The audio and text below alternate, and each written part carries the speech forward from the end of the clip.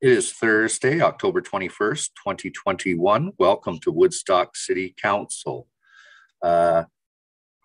This meeting is being held electronically in accordance with Section 238, subsection 3.3 of the Municipal Act and Section 16.6.24 of the City of Woodstock Procedural Bylaw.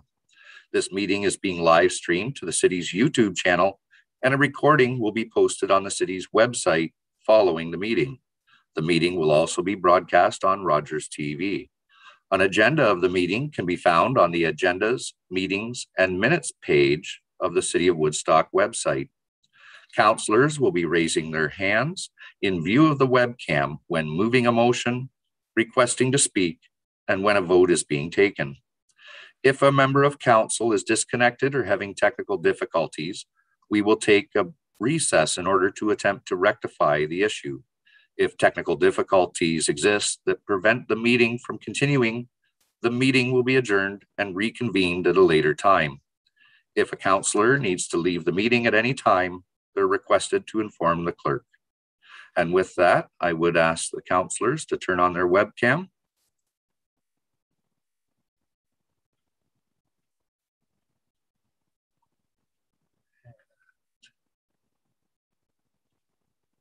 One more. 4, 5. Well, welcome everyone, and we'll get down to business here. So we have a new format for the agenda that should help make things easier for both the public, staff, as well as council. So first off, we had no closed session today. Disclosure of conflict of interest. Councillor Lauder. Thank you. I, Councillor Connie Lauder, declare the following potential indirect pecuniary interest, agenda item number 9D and bylaw number 9496-21, subject matter ZN 8-21-09, application for zone change, City of Woodstock, Nellis Street, general nature of the interest. Due to my position as the director of the Woodstock Nonprofit Housing Board, I have an indirect pecuniary interest for this application and the corresponding bylaw, as the board is constructing an apartment building adjacent to the subject property. Thank you. Any further disclosures of conflict of interest? Seeing none, with that, we'll move along to disclosure of new business. And we have 2 items. Councillor Tate. I will move, whereas the increased rate of homelessness in the City of Woodstock is creating health and safety concerns for our businesses, visitors, and residents, and whereas these concerns are disproportionately impacting the city's downtown, and whereas increased security in the downtown is needed to help address these concerns, now therefore be it resolved that City Council directs staff to hire full-time contracted security to monitor Museum Square, Market Center, and City Hall, and further that the funds for the remainder of the 2021 at a cost of an approximately $50,000 to be drawn from the Hydro Reserve Fund, and further City Council pre-approved funds in the 2022 revenue budget to continue security services until the budget deliberations, and further that staff be directed to report back on the ongoing cost of security services as part of the 2022 revenue budget deliberations, and further that City Council pre-approved funds in the 2022 revenue budget in order to increase bylaw enforcement to the equivalent of 2 contract positions. And second motion, under new business, the Woodstock City Council directs staff to remove the benches surrounding the fountain in Museum Square.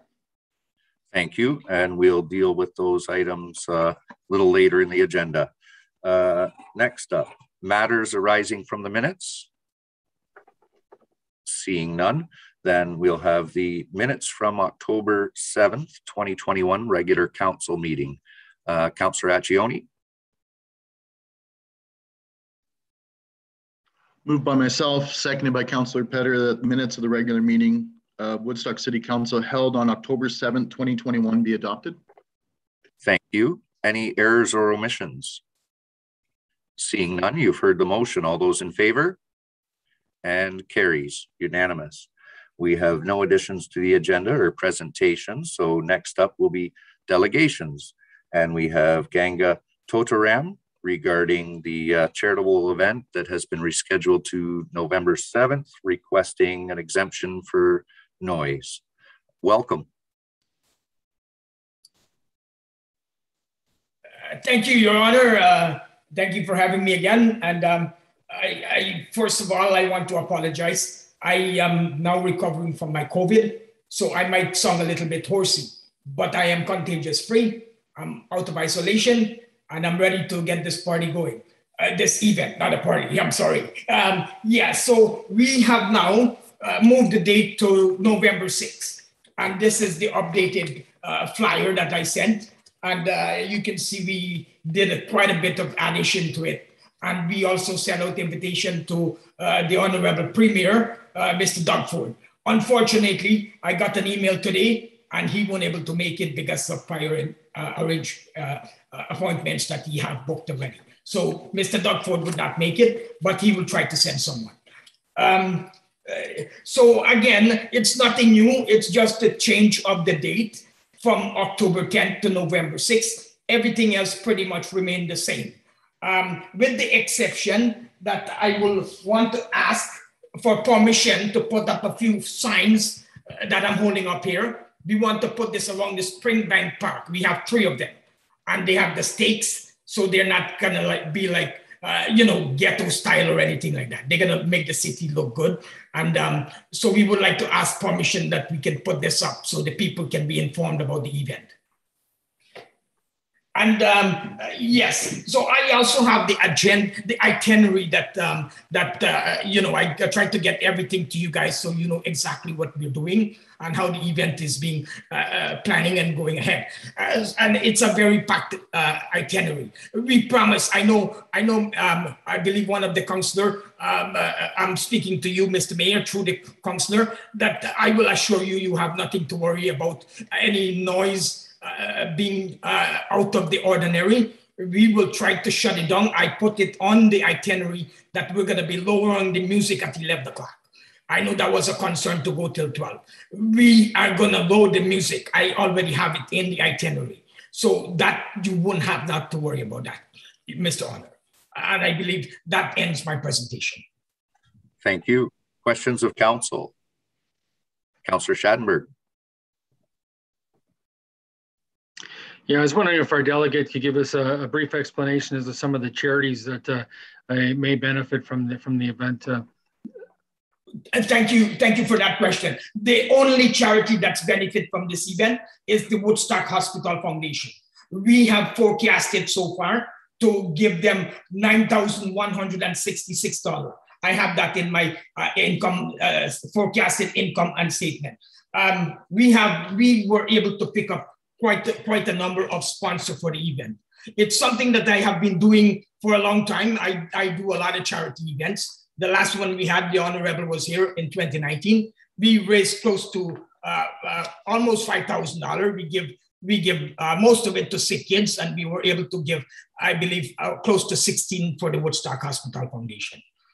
So yes, to answer your question in brief, the only charity for this one, because I believe in local, it's going to be the Woodstock Hospital Foundation.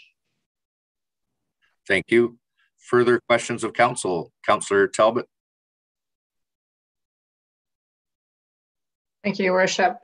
Just through to Ganga. If you're already advertising the music being lowered at 11, is it really necessary to have an exemption from the bylaw because you already have the street closure in place?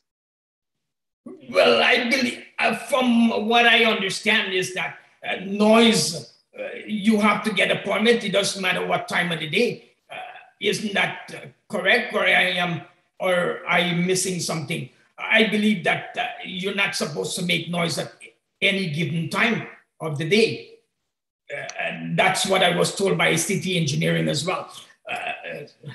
But we're gonna load the music, but still, like sometime in the past, I have went through situation where I have a little backyard thing in my backyard. Just a couple of friends were sitting and we're having a couple of drinks, and then the police show up for noise. And we're not even making noise. Like my 2-side neighbor, not even. I ask them, I communicate with them, and they don't even have a problem. But for some reason, somebody at the back.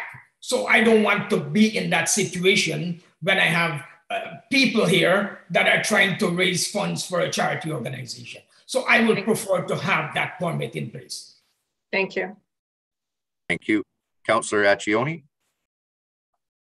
Thank you, Your Worship. Through to Mr. Tottram. Just curious at this point if you have an idea of, or a little better idea of how many people you're expecting at your event.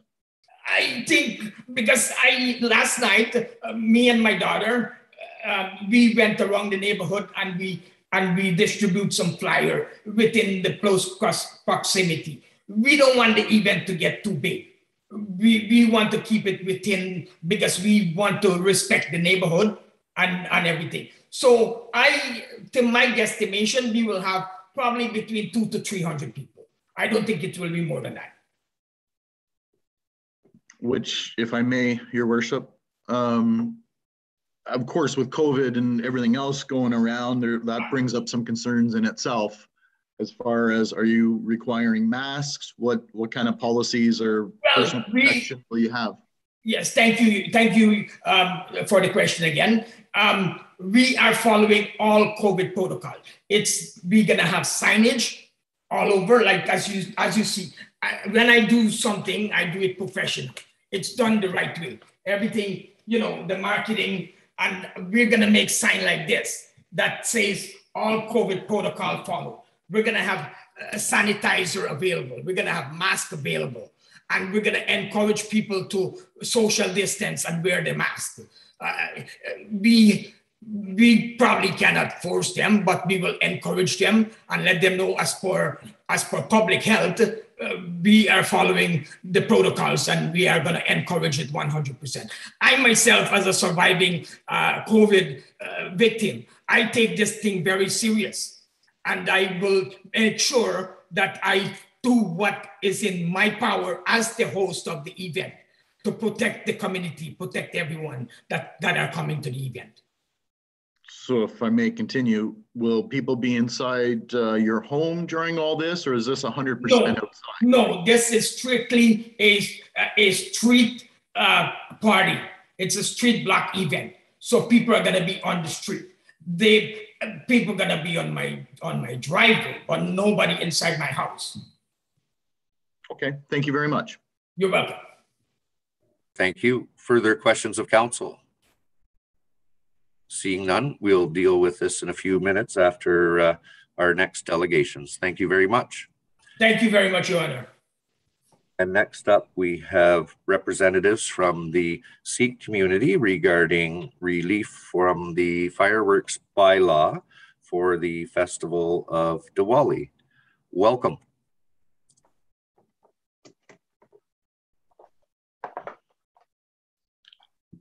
Good afternoon, Mayor and all the council members. I'm a little nervous today. This is the first time I'm here in the council meeting, so sorry if I made any mistake or anything. It just regarding we received a call from Woodstock Fire Department to discuss about the upcoming festival Diwali, which is coming on November 4th this year. And normally the Indian community do the firework on this festival. So we came to know on that day that according to the bylaw of the city, fireworks are not allowed other than Canada Day and Victoria Day. So if someone do the fireworks on Diwali, it will be against the law, or the person will get charged or take care. I spoke to Mr. Lucas from the fire department, and he told us that is nothing they can do much about it, because they have to enforce the law, because it's the bylaw of the city council. So as you know, Diwali is one of the biggest festival of the Indian community. It's not just celebrated by the Punjabi community, it's been just celebrated by all the Sikh, Hindus, Jains, and Buddhists, pretty much all the Indian communities. This is the festival when we decorate the homes with the diyas, flowers, we exchange gifts and sweets. And after the evening prayers, we launch the fireworks too. So as you all know, that Woodstock is growing and from last few years. And so it doesn't matter like which religion and culture we belong, we all celebrate Diwali. This is like pretty much like emotional and religious connection to the Diwali for the Indian community. So we just want to for this bylaws to be amended. We don't want anyone to get charged or take care on this particular day. So we just request the council and the mayor, please, if you can amend this bylaw going forward as like other Canada Day and Victoria Day. There are most of the GTA cities, they already amended this bylaw. I was just reading online, and Cambridge, they have amended this bylaw as well, and few others cities in close to our neighborhood. So I'll request all of those. I will have greatly appreciate with your attention towards this matter, and I will request if you guys will help to amend this bylaw. Thank you. Thank you, Mr. Bishop. Thank you. Questions of council. Councillor Tate? Yes, through your worship, and I fully support the change to the bylaw, but it's my understanding it's a different date every year. Is that not correct? So that's part of the problem. So we'd have to change it so we could have the correct date every year. Is that right? That's right, Council Tate, because this particular date is not with that whatever the calendar we used is basically attached with the calendar. It's an old traditional calendar, so it keeps changing. Sometimes it comes after end of October, some second week of November, or first week of November. It's close to these days. Yes. Thank you, Councillor Petter.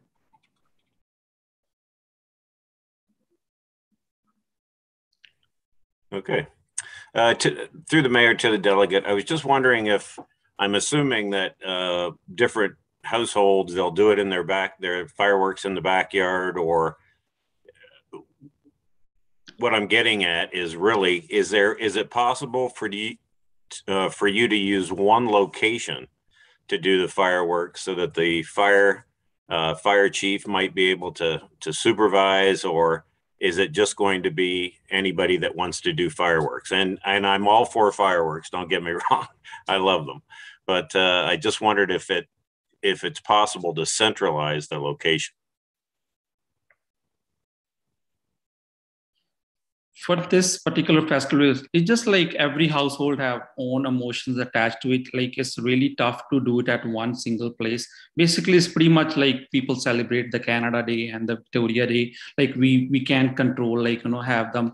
Plus, there is always a connection with this festival is more connected to the own household. Like, they pray within the household, and they decorate the household. So it's basically it's more like individual option of what they want to do with the fireworks. Normally people I have seen, they go into the Shana Larson Park on the open space where few families from within that neighborhood, they go together and do some fireworks. So this is one of the things which I think we need to look at.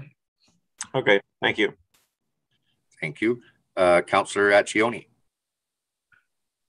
Thank you, Your Worship. I really am fascinated with the Festival of Diwali. I got to say, since this has come up and speaking to some of our residents here in the city, which I've been invited to, of course, to experience it. I mean, I'm looking forward to it. So I certainly support fireworks.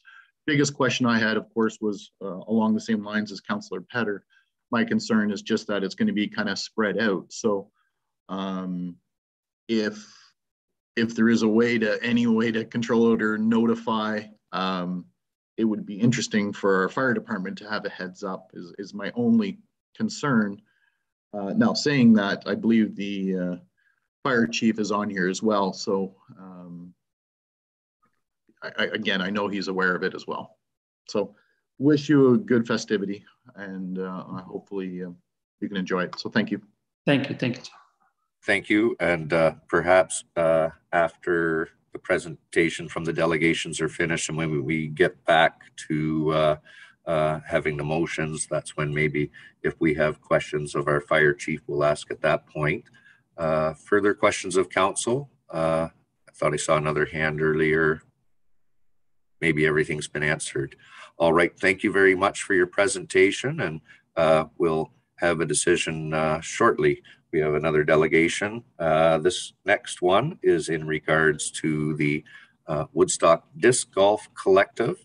And we have, let's see, we have Peter Barrett and Larry Reel with us today. Welcome. Good afternoon. Yeah, I'm a little nervous too, like the last guy. I'm Peter. I'm from the Woodstock Disc Golf Collective. My friend Larry's joining me. He's also a member of the club. And we're here today to ask the city to consider investing in designing and installing a new disc golf course on the grounds of the former Downs golf course on Juliana Drive. Disc golf, it's widely hailed as one of, if not the fastest growing sports and outdoor recreational activities in the world. The growth worldwide over the past 10 years it's almost unbelievable to show you the numbers. But today I'm not worried about worldwide. I want to give you some numbers on local growth. So I'm going to take a couple minutes to do that. The Ontario Disc Sports Association reports that as of 2020, there's over 68,000 active disc golfers in the province of Ontario. And we have an average growth rate of 37% year over year since 2014, increasing that number every year. From 2019 to 2020, we saw an increase from 38,900 players to 68,000 players, 75% increase in 1 year just in Ontario alone. In direct relation to that increase in players, there's also been an increase in course installations throughout the province. In 2014, Ontario was home to just 35 disc golf courses. And as of 2020, we were home to 115. So 229% increase in just that short period of time as well. So to get even closer to home, to make it even more local, I got some data from UDisc. UDisc is a mobile application that allows players to search a database of courses and use a mobile scorecard, track and record the rounds that they play. UDisc was able to provide me with some specific numbers of rounds that have been played at our course here in Woodstock, along with data from a few other courses in the area. They also estimate that only 25% of rounds actually played are recorded using this app. So these numbers are very, very conservative. In 2018, right here at the Pittock North Shore disc golf course, there was 408 rounds recorded. And this year alone, up until September 1st, there was 1,941 rounds recorded. That's only 25% estimated of what was actually done. That's a 375% increase in the amount of disc golf that's happened just in the past 3 years. The numbers are amazing. But wait till I tell you what some of the other towns in the area are doing. The course over in London over the same time period from 2014 up to September 2021 saw a 624% increase in the amount of play. And the course in just down the road in Paris saw a 753% increase in the amount of play. We're sitting at 375. So we got some catching up to do. In June, our club drafted up a couple surveys to send out to disc golfers. One was geared towards people that live in Woodstock and play disc golf, and one was geared towards out-of-towners that come here and play. We had 92 residents respond, and out of that 92, 85% of them had just started playing within the last 5 years, and 60% of them have younger siblings or children that play as well. So out of the 136 non-residents that responded, 119 of them said they would come here more often if we offered a better experience. 83% of them said that when they do come here to play, they shop and they spend money while they're here. They buy lunch, that kind of stuff. On June 5th, just to get a little more information, a few of us from the club, we set up shop right down there at hole 1 with a checklist, basically, a guest log per se, just to see how many people, unadvertised, we just showed up, sat there for the whole day, and just tracked everybody that came. Between 8:45 a.m. and 7:45 p.m., 57 people came out to play around a disc golf that day. And 43 of those 57 were residents of Woodstock. And the ages ranged from 6 years old to 71 years old. So it's a game for everybody. It appeals to absolutely everybody. Currently, the only option for disc golf in Woodstock is the Pittock North Shore Park. There are several issues with this park that is limiting Woodstock's full potential to meet the needs of disc golfers in the community. Some of these issues can be resolved by updating the equipment like baskets, signage, installing some tee pads. But unfortunately, the main issue that makes this course less desirable than others in the area is the wild growth meadow that it's built in. There's no option to widen fairways due to the restraints from the Conservation Authority. The tall grass, losing discs in it, is by far the #1 reason our growth rate is half of what we see in our neighbors in Paris and London. These issues tend to keep the avid players from choosing to come here and discourages new players from continuing with the sport. It is also difficult for our club to retain members for the same reason. As local players join the club and as their skill level improves, many of them tend to leave our club and join the clubs in London and Paris, where the courses they have allows for a more competitive and enjoyable environment. It is kind of unfortunate and disheartening to see disc golfers from Woodstock representing other clubs in other cities while they're participating in tournaments and events across the province. At this time, I'm going to pass it over to my buddy Larry to share some thoughts too. Okay, thank you, Peter. Thank you, Mayor and councillors, for allowing me to share my personal disc golf story this afternoon. I picked up disc golf a couple of years ago, and I blame it on my son, who's an avid player. And my first game was at his home course in Guelph at Riverside. And I must say that now I'm hooked. It's for the challenge of the game. It's for exercise. It's for camaraderie with others who just love this sport. One of my most early games was actually at Pittock North Shore Park. And I remember it was with my son. I remember afterwards commenting on a few of the nice holes at Pittock. But unfortunately, our conclusion was it wasn't the most friendly course for new players. And as Peter's mentioned, the long grass and the risk of losing discs, we just came away thinking, wow, I'm not sure that, I would come back and play here. I do play in the league on Thursday nights, and I enjoy it tremendously for the friendly competition and for, again, the friendships and the camaraderie with other disc golfers. But like many of us who try and play more than once a week, I have found myself gravitating to other local courses: Paris, Brantford, Cambridge, Christie Lakes. It's just because of the nature of their courses that are just a lot more to my liking. And I wish I could speak more positively about Pittock North Shore, but that's why we're here, is to really talk about the opportunity that presents itself. I've played in many tournaments. I'm not a great disc golfer, but I love to play in the competitive events. I've actually built a small private course on my own property just outside of town, have had events here. But how great would it be if we had a new course that could be great for all ages, for new disc golf players, but also for all types of tournaments, to attract more disc golfers into the Woodstock community, and also, as Peter mentioned, to support local businesses, that economic boost as a result. So it's been a pleasure working with Peter to come up with our proposal. I know that a new course, as we're asking you to consider, would be met by the community, I think, with tremendous enthusiasm for residents, but also disc golfers that would come to Woodstock to play the new course.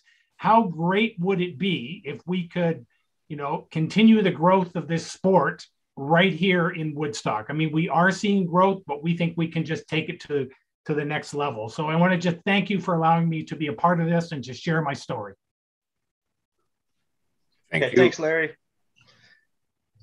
So yeah, to continue on where Larry left, the main issue is the topography. Not to put down the Pittock course. It is a great course. Those who love it, love it. But it is very unique compared to other courses, and people that aren't used to it tend to never want to ever come back. So to me, to overcome this main issue, we'd recommend designing and installing a new disc golf course down at the old Downs Golf Course land. Main goal of this installation would be to offer a more enjoyable disc golf experience for everybody.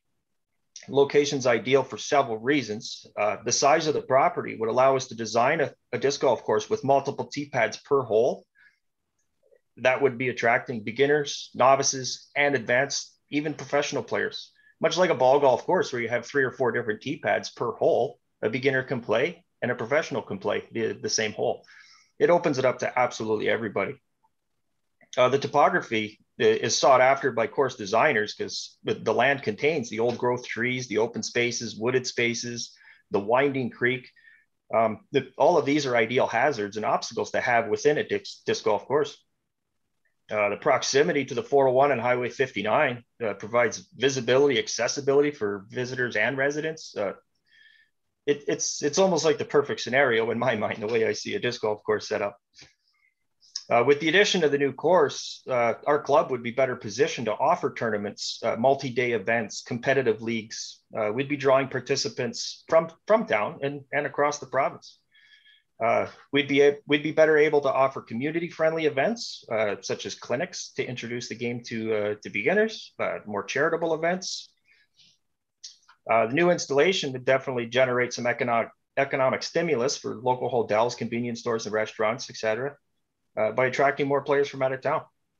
We strongly believe the addition of a high quality disc golf course in Woodstock will increase the number of residents playing as well as the frequency they come out to play. And we believe this increase will take Woodstock up to and beyond the growth numbers that we see in our neighboring communities. I want to thank you, Peter. I think we're a little over limit here now. So what I'll do is open it up to questions of council at this point. Councillor Schattenberg. Question to either one of the delegate members. What basically is the cost of one of the brand new nets or baskets, so to speak, to be able to do a disc golf course? Because obviously then it's multiplied by 18 plus the tee blocks. Yeah, absolutely. A brand new disc golf basket would be about $400 a piece.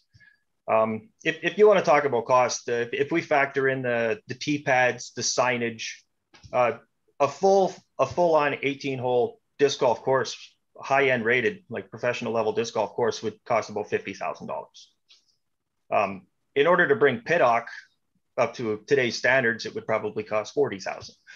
So, which is kind of why I'm gravitating away from Pittock. Like the baskets are there, the signs are there, the course is there, it will stay there. Once the equipment's put in the ground, it's there, right? Like it lasts for quite a while. Like those baskets we have up at Pittock have been sitting there for 20 years. We've been playing on them for 20 years.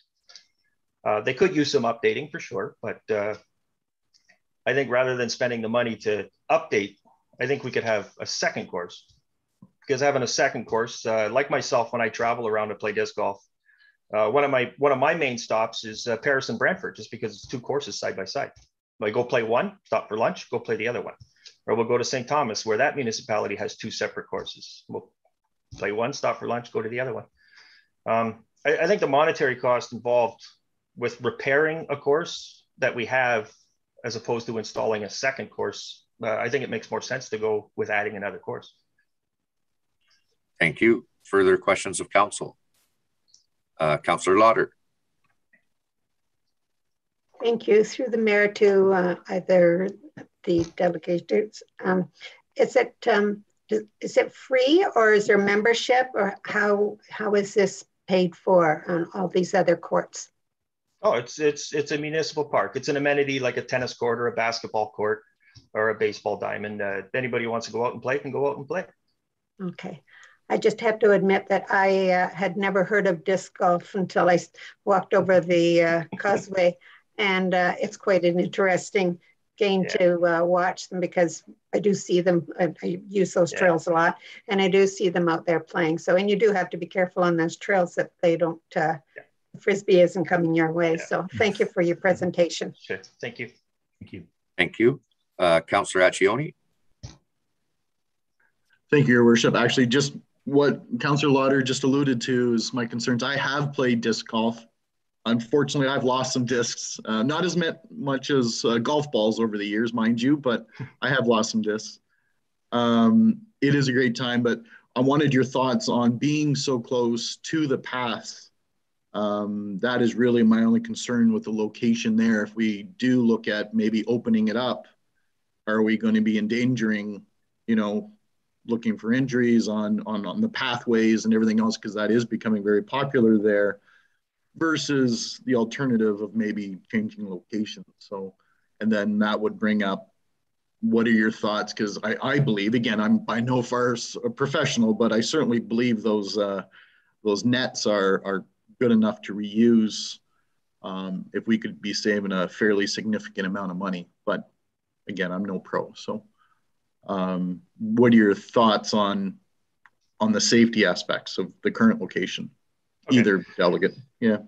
For the safety concerns, I understand, and that's a question that I get quite often. Almost every disc golf course in the area is built in a public park. It's on municipal land with walking trails. Disc golfers right out of the gate from day one are taught. You learn right away that you just got to be patient. You got to wait. I guess from an outside perspective, yeah, discs flying and people are walking, it sounds like a terrible idea, but the disc golfers, people that are actually playing and using it, they understand. They know we got to wait. There's usually signage. Even at our course, our club made a new sign last year because there was no sign there, just to put a little warning that people coming in, give pedestrians a right of way. That's the way it works. Other disc golf courses in every town, it works. So I don't see why it wouldn't work here. And I will just add on one thought for the group as well, and that is, from a design point of view, that definitely would have to be taken into consideration.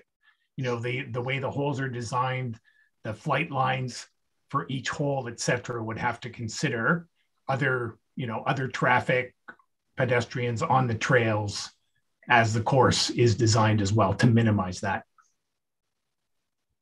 Thank you. Councillor Talbot. Thank you, Your Worship, through the delegation.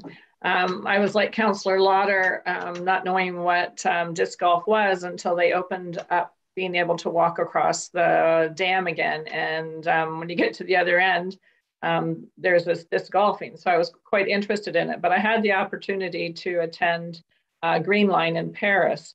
Nice. A couple of weeks ago, and I wasn't there to play disc golf. I was there to walk, and in response to Councillor Accione's question, the trails are right beside the course there, and their topography there is a little bit different than either location in Woodstock, as opposed that they have hills that you need to climb. So great exercise, because I didn't see any golf carts. And the fescue there is very minimal because it's more dead, whereas down by Pittock, it's very lush. So it's like playing different golf courses, right? You have St. Andrews or Red Hill, which I've never played, but you hear the fescue is very, very thick and very hard. And then you have other courses. But I was so interested to see the amount of people. So I was there, I don't know, later in the afternoon, I guess, maybe even 2:30, 3 o'clock. And there was people out playing, but then I imagine after work got out, the parking lot at Green Line just filled up, and people were attending, like, to go out and play.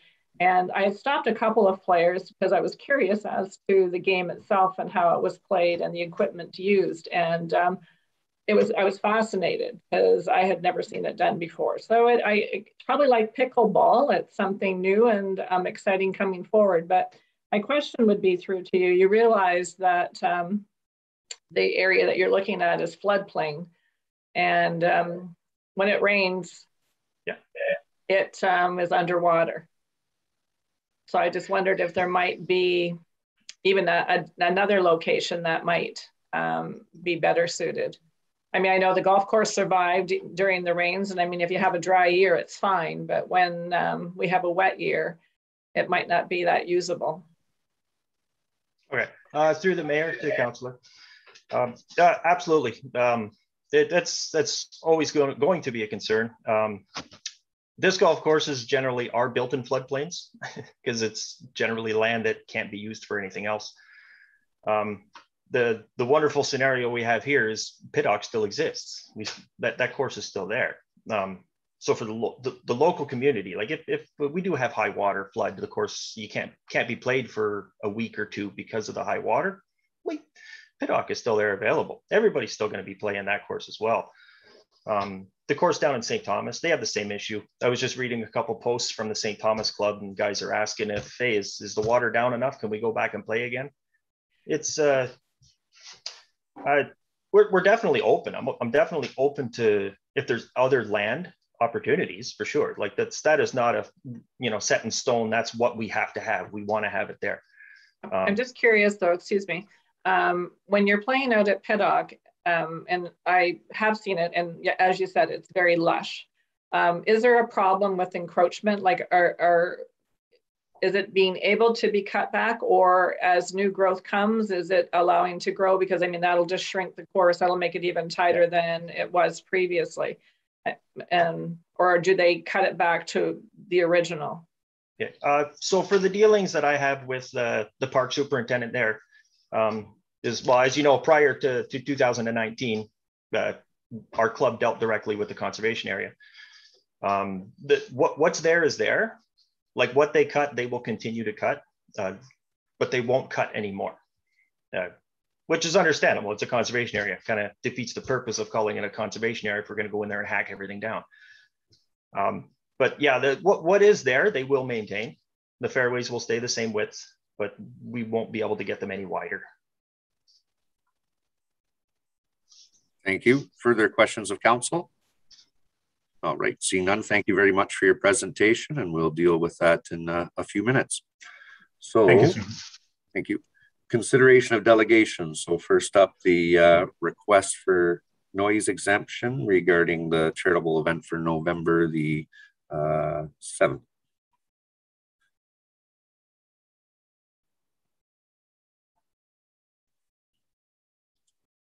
Councillor Tate.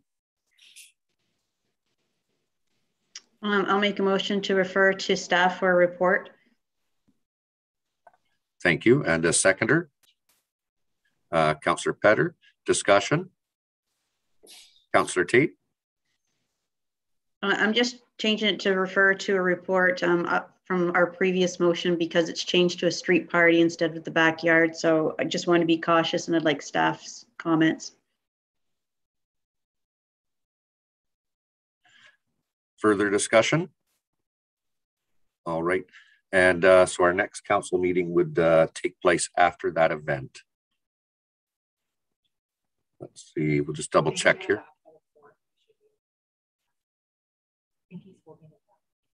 Oh, actually, no, we would be just in time. Sorry, looks like Thursday the 4th, so just ahead of the event. So further discussion? Seeing none, you've heard the motion. All those in favor? And carries, unanimous. Next one up is the request for the fireworks bylaw exemption for the Festival of Diwali. And Councillor Accioni. And moved by myself that Woodstock City Council approve the request for an exemption from the provisions Municipal Code Chapter 802 fireworks in order to authorize the discharge of fireworks for the Festival of Diwali on November 4th, 2021. And further, that consideration of future exemptions for the Festival of Diwali be directed to staff for consideration in the review of Municipal Code Chapter 802. Thank you. And a seconder. Councillor Lauder, discussion. Councillor Schattenberg. To the mayor, to council, I guess my question would be more along the fact that this is when it's scheduled here for November the 4th as a school night. So I don't want people to sort of think, well, by 11 p.m. it might be the warmest November 4th in history ever, but I don't want people by 11 p.m. to still be setting off fireworks. But it gets pretty dark pretty early in November 4th. I would like to see some sort of a provision for a time limit that say no fireworks, say after 9:30 p.m. or no fireworks after 10 p.m. That day. Not necessarily just because it's a school night, but some people don't like the noise and they want to get to sleep. Thank you. Further discussion? Councillor Accioni. Thank you, Your Worship. No, I just encourage, and I really would encourage staff to look at this and make this a provision. And correct me if I'm wrong, I believe there would still be normal noise bylaws in effect like any other evening as far as Councillor Schattenberg's concerns, no different than a Canada Day or a Victoria Day weekend.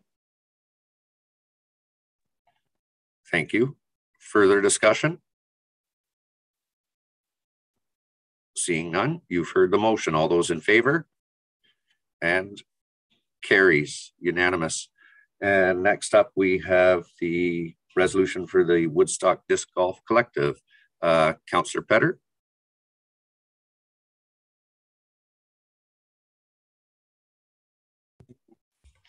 Yes, I'd like to move that Woodstock City Council refer the request from the Woodstock Disc Golf Collective for an additional disc golf course within the city to staff for a report. Thank you. And a seconder on that one. Councillor Tate, discussion. Sir Petter. Yeah, I don't want to kill the request. I like staff, and I'm going to ask Brian Connors if he would like to talk about it. I understand the guys are passionate about their disc golf, and I can appreciate that because I'm an avid golfer. But I think there's pretty well every sports organization would love to have that chunk of real estate for what they want to do to it, and we need to look at the area to see how we can best utilize that land for the city and the most residents. So if I could just get Mr. Connors to shed his opinions on it. Your Worship, through to the councillor's question, there will be very shortly the rec facility needs study, the version 2, I guess, our second version coming out to council and to the public for consideration. And I think that will help the Parks and Rec Department kind of navigate through all the requests for different fields or different rec amenities. This gives us, inside this was also a very in-depth public consultation as well. So this gives what the public would like to see writ large. I have seen some drafts of that, and trails obviously is really big, and open spaces and natural areas came in very high as well. So I think before we make any determination on what needs to be looked at as far as facilities, we should really take advantage of this study that was commissioned. Thank you. Councillor Talbot. Thank you, Your Worship. Maybe back through to Mr. Connors. Thanks, Brian. And maybe you can confirm, I don't believe that we actually own the property north of Juliana as yet either. So, I mean, that's something to consider, and I'm not sure when that deal is actually going to be finalized. Your Worship, through to the councillor's question, you are correct. So it would be premature to plan something on property we don't yet completely own. So that would also be another encumbrance going forward. Thank you. Councillor Schattenberg. Thanks, through to the mayor. I guess earlier I didn't really thank the delegate. Peter Brett, for example, went to the Recreation Advisory Committee already to do a bit of a presentation on the state of the Piddock course and the possibilities of a second course. So I congratulate him for that, because often sometimes the Recreation Advisory Committee or other advisory committees in general for the city of Woodstock will hear about these great ideas, medium good ideas, or whatever after the fact. And they say, well, why didn't they come to us first and discuss it? So I certainly thank him for that. But I just wanted to sort of let the council know that as a member of the Upper Thames River Conservation Authority, in doing my homework, I talked to Sean Howley, who's one of the superintendents, he's secondary superintendent at the Piddock Conservation Area for the UTRCA. And he was talking about how important the disc golf course is to the people who are regular ongoing campers or just weekend campers, the people who are just at the Piddock Conservation Area in general. So I know there's the possibility of maybe moving a couple of holes or aligning the course somehow based on where parking lots and stuff are planned to be down the line for the city's free day use park area. But at the end of the day, it's still for Thames River Conservation Authority. And of course, the last time our Monteith Brown did a recreation needs assessment study, all that land, you had to sort of pay a user fee to enter Piddock Conservation Area. And of course, that's no longer the case. So really the rule book has changed there as well. But just wanted to let you know that Sean Howley from the UTRCA really talked about how important the disc golf is at the Piddock Conservation Area for their users and their campers. Thank you. Further questions of council? Seeing none, you've heard the motion. All those in favor? And carries unanimous. Next up is consideration of planning reports. And the first one is the application for zone change for 445 Springbank Ave. Looking for a motion, Councillor Lauder, and a seconder will be Councillor Tate. Go ahead, Councillor Lauder. I'll move that Woodstock City Council approve the application for lands described as part of Lot 16, Concession 2, formerly East Oxford in the city of Woodstock, to rezone the subject property from General Industrial Zone M3 and Special Restricted Industrial Zone M2-3 to Special General Industrial Zone M3-38, and further that any comments received from the public were reviewed and considered before the decision was made in relation to this planning matter. Thank you. And Ms. Haschler, welcome. Thank you. So the first application for a zone change today is for, as the mayor pointed out, is for 445 Springbank Avenue South. And basically the application is to satisfy conditions of a severance that was previously considered by council. The subject lands were severed into two parcels. Just have a sketch here. The retained lands contain existing uses. I believe there's a garage, a public garage, an office, amongst some other uses. And the severed lands are currently vacant. And the applicant is looking to sever the parcels so that they could develop the lands further in the future. And so for the purposes of today, the applicant has proposed to rezone the subject lands. And basically that's to eliminate any split zoning that exists on the properties. And so there's an M3 zone currently on the northern portion and an M2-3 zone on the southern portion. And so the zone change will eliminate that split zoning, and then it has site-specific provisions which would basically maintain the current screening provisions that are required along the 401 for any of the industrial uses. And so staff circulated the application. There were no concerns raised by the agencies. The subject lands are designated traditional industrial, and our feelings are that the zone change will continue to allow these lands to be developed and further developed. And we feel that the zoning is appropriate for the site. And in light of our review, we recommend that this application be approved.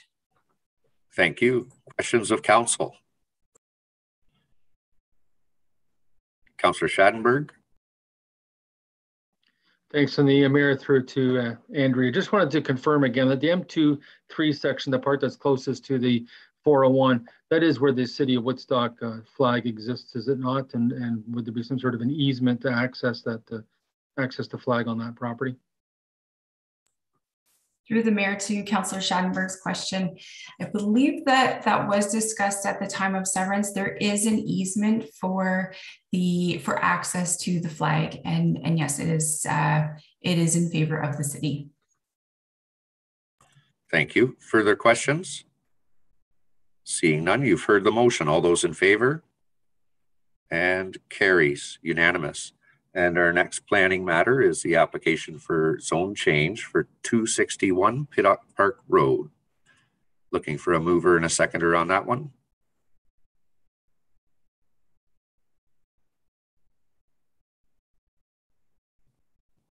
Councillor Talbot and a seconder. Councillor Accioni, Go ahead. I'll make the motion to get it on the floor. I'll move that Woodstock City Council approve the application for lands described as Part Lot 5, Concession 13 East Zor in the city of Woodstock to rezone the subject property from Special Residential Zone 1 R113 to Special Residential Zone 3 R341 to facilitate a townhouse development consisting of 18 units. And further, that any comments received from the public were reviewed and considered before the decision was made in relation to this planning matter. Thank you. And Ms. Hausler, welcome back. Thank you. So this application is an application for zone change, and the applicant is proposing to rezone the subject lands from a special residential zone 1, R1-13, which is a zone that's been established out in the Havelock Corners area. And basically it was for lands that were brought into East Zor Tavistock that were still on private services. And so there's site-specific provisions that allow for specific areas and frontages and depths where services are not available. And then there's other provisions where services are available. So that just gives council an understanding of where that zoning comes from.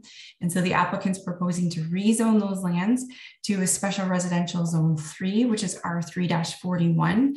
And that would facilitate the development of 18 horizontally attached townhouse style of units. So the site-specific zoning that the applicant is requesting is to reduce the minimum front yard setback from 9 meters to 6.4 meters. And that's simply because there's an established building line that's in place in this area. The property to the north was recently, dwelling was recently constructed on it, and the applicant set it back the property owner set it back 12 meters, whereas this parcel is set further forward. So the average of the two ends up being more than the 6 meters. And so then it ends up being 9 meters is the minimum setback. And so generally in the R3 zone, a 6 meter front yard setback is what's required. And so the applicant's actually proposing a front yard setback of the 6.4 meters. So with respect to that special provision, staff were satisfied that that would be suitable. They don't feel that there would be any sort of impact on sight lines up and down Pittock Park Road. I should also point out to council that Pittock Park Road is a minor collector road, and so it is designed to handle larger amounts of traffic. In this case, the applicant's proposing the 18 units on the site. The subject property is 1.44 acres in area and currently contains, as council can see, a single detached dwelling and some accessory structures. Those would obviously be removed if the application were approved. The subject lands are designated low density residential. The applicant is proposing a density that comes in just slightly above the maximum density, which is the maximum is 12 units per acre, and the applicant's proposing 12.5 units per acre. That being said, staff are supportive of that. We feel that that's still in keeping with the policies in the low density residential designation. As it doesn't need to be exact, the official plan doesn't specify that it needs to be exact. And we feel that overall there's a number of larger lots. So the density overall would still be below what the low density residential policies require. Staff were circulated the application, and there were generally no comments that were generated from that. Everyone was in support of the application. Excuse me. It was identified by the Parks Department that there are some trees, existing mature trees on the property. They requested through the site plan approval process that a tree inventory be provided, tree protection and retention plan. And then the applicant needs to be aware that any sort of trees that are removed, the compensation would be required. And there would also be a requirement for street planting along Pittock Park Road. For council's information, we did receive a letter, or I believe it was 2 letters. There was a letter that was attached to council's report, and then a letter came in later on on Monday before the public meeting. And then we had a number of delegates that attended the meeting as well. And generally the concerns were relating to trees, the mature trees on the site, traffic, privacy, and there was a concern relating to, or a question relating to whether it was low-income housing that was being proposed on the site. So generally speaking, staff did not raise any concerns relating to these issues. We do feel that the applicant is able to provide adequate setbacks, and they can therefore provide buffering and landscaping, fencing if it's required through the site plan approval process. There is a mix of residential uses in the area. Council may recall to the north, there are semi-detached dwellings proposed. And so staff are satisfied that the proposal is appropriate for the area and that it won't negatively impact neighboring property owners. We also feel that the application is appropriately located. We feel that it's in keeping with the provincial policy statement as it's providing a form of infill and intensification in the area, and it's using an underutilized site. And so in light of that, we'd recommend that this application be approved. Thank you. Questions of council. Councillor Talbot. Thank you, Your Worship. Truly, Andrea. You and I are both at the planning meeting, so we both know the delegations, and as you have already stated, parking in that particular area, and this is probably in discussion more for our engineering department. Some of the concerns, we had a young mother who likes to walk her baby on the roadway. There's no sidewalks out there as yet, and for the amount of traffic that is up there, that is an area that we're going to need to look at so that people can walk safely and not have to worry about it, since it is a mini collector. Again, traffic was a huge issue because of the density of that continually growing area. But in your comments just now, listening to it, so because with no one wanting to make a motion, I can see that there's not too many people really, I think, in favor because of the amount of traffic in that. You said that the applicant is proposing 12.5 units per acre, which is only half a percent or half a unit over what is allowable for that area. Is that correct? Through the mayor to Councillor Talbot's question, yes. So the overall density and the low density designation can range from 9 to 12 units per acre. And so in this case, the applicant is proposing what equates to 12.5. Okay. Generally, we support that. Okay. So I'm just thinking if he was to, if the applicants were to change their application and drop a unit, they wouldn't need approval. Is that correct? Through the mayor to Councillor Talbot, no, they would still need to apply for the zone change because they're currently the R1-13 zone only permits single detached dwellings, and they would be they're proposing townhouses. So it needs to go to an R3 zoning. Okay, so regardless, if this application does not get support, they'll go to the tribunal and they'll get, it'll be given support. I'm just looking at if there's a way that, because I, as we all know, that even though we don't support something at this particular level, all the applicant needs to do, especially if it's being received positively and it's very close to what is meeting the criteria, that our decision is going to be overturned. And I'm just trying to eliminate because it's so very close. And I mean, I don't disagree with the delegations that came forward. I hear them loud and clear. That area up there is unbelievable as for traffic and parking and pedestrian. It's very, very busy.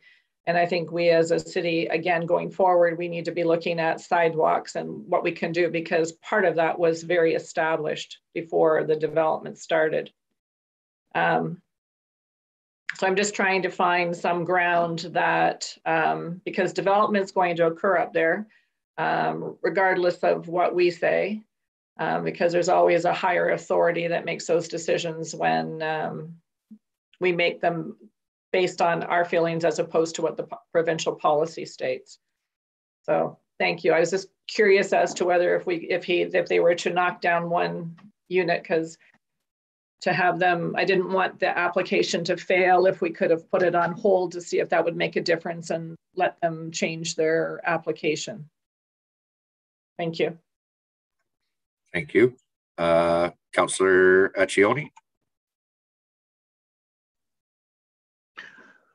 Through your worship, to Ms. Hatchler, I too second the motion, just simply to get it on the floor and have the discussion like Councillor Talbot.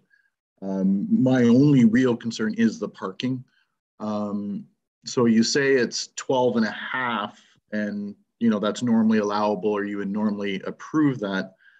Is there any way to get more parking, even if we did approve this today the way it sits, but through the planning process and everything else? Is there a way? I know that was briefly discussed on Monday. In your opinion, is there a way to make more parking on there as well? Because I don't think we can really control the traffic besides when we go to do sidewalks and everything else. But as far as this property, can we get more parking in that piece of property the way it's requested right now? Through the mayor to Councillor Accioni's question. So the applicant is, and I didn't touch on this, but the applicant is providing the required number of parking spaces. They're providing a garage space as well as a parking space in front of the garage. And then they're also, the site plan shows that they're providing a number of visitor parking spaces. In speaking to the chief building official later on Monday night, he did indicate that in his opinion, there is ample space to add additional visitor parking spaces. We don't have a count on how many additional parking spaces there were, but I would, I mean, the applicant's not here, but I suspect that the applicant, if this application were to be approved and council were in favor of, them providing a couple more visitor parking spaces. Again, I can't commit to a specific number, but I suspect if there's available area, I think that they would likely be agreeable to providing those. If I can continue on that, then is it possible to maybe make a friendly amendment to that, just with request of additional visitor parking being made?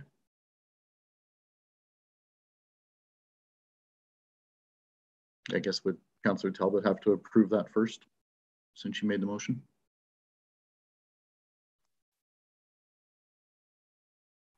Go ahead, Councillor Talbot. Thank you, Worship. I think I know that during the meeting, the applicant Ali had mentioned that he believed he could probably add 3 more spots on the other side in one area there. What I would prefer to do would be to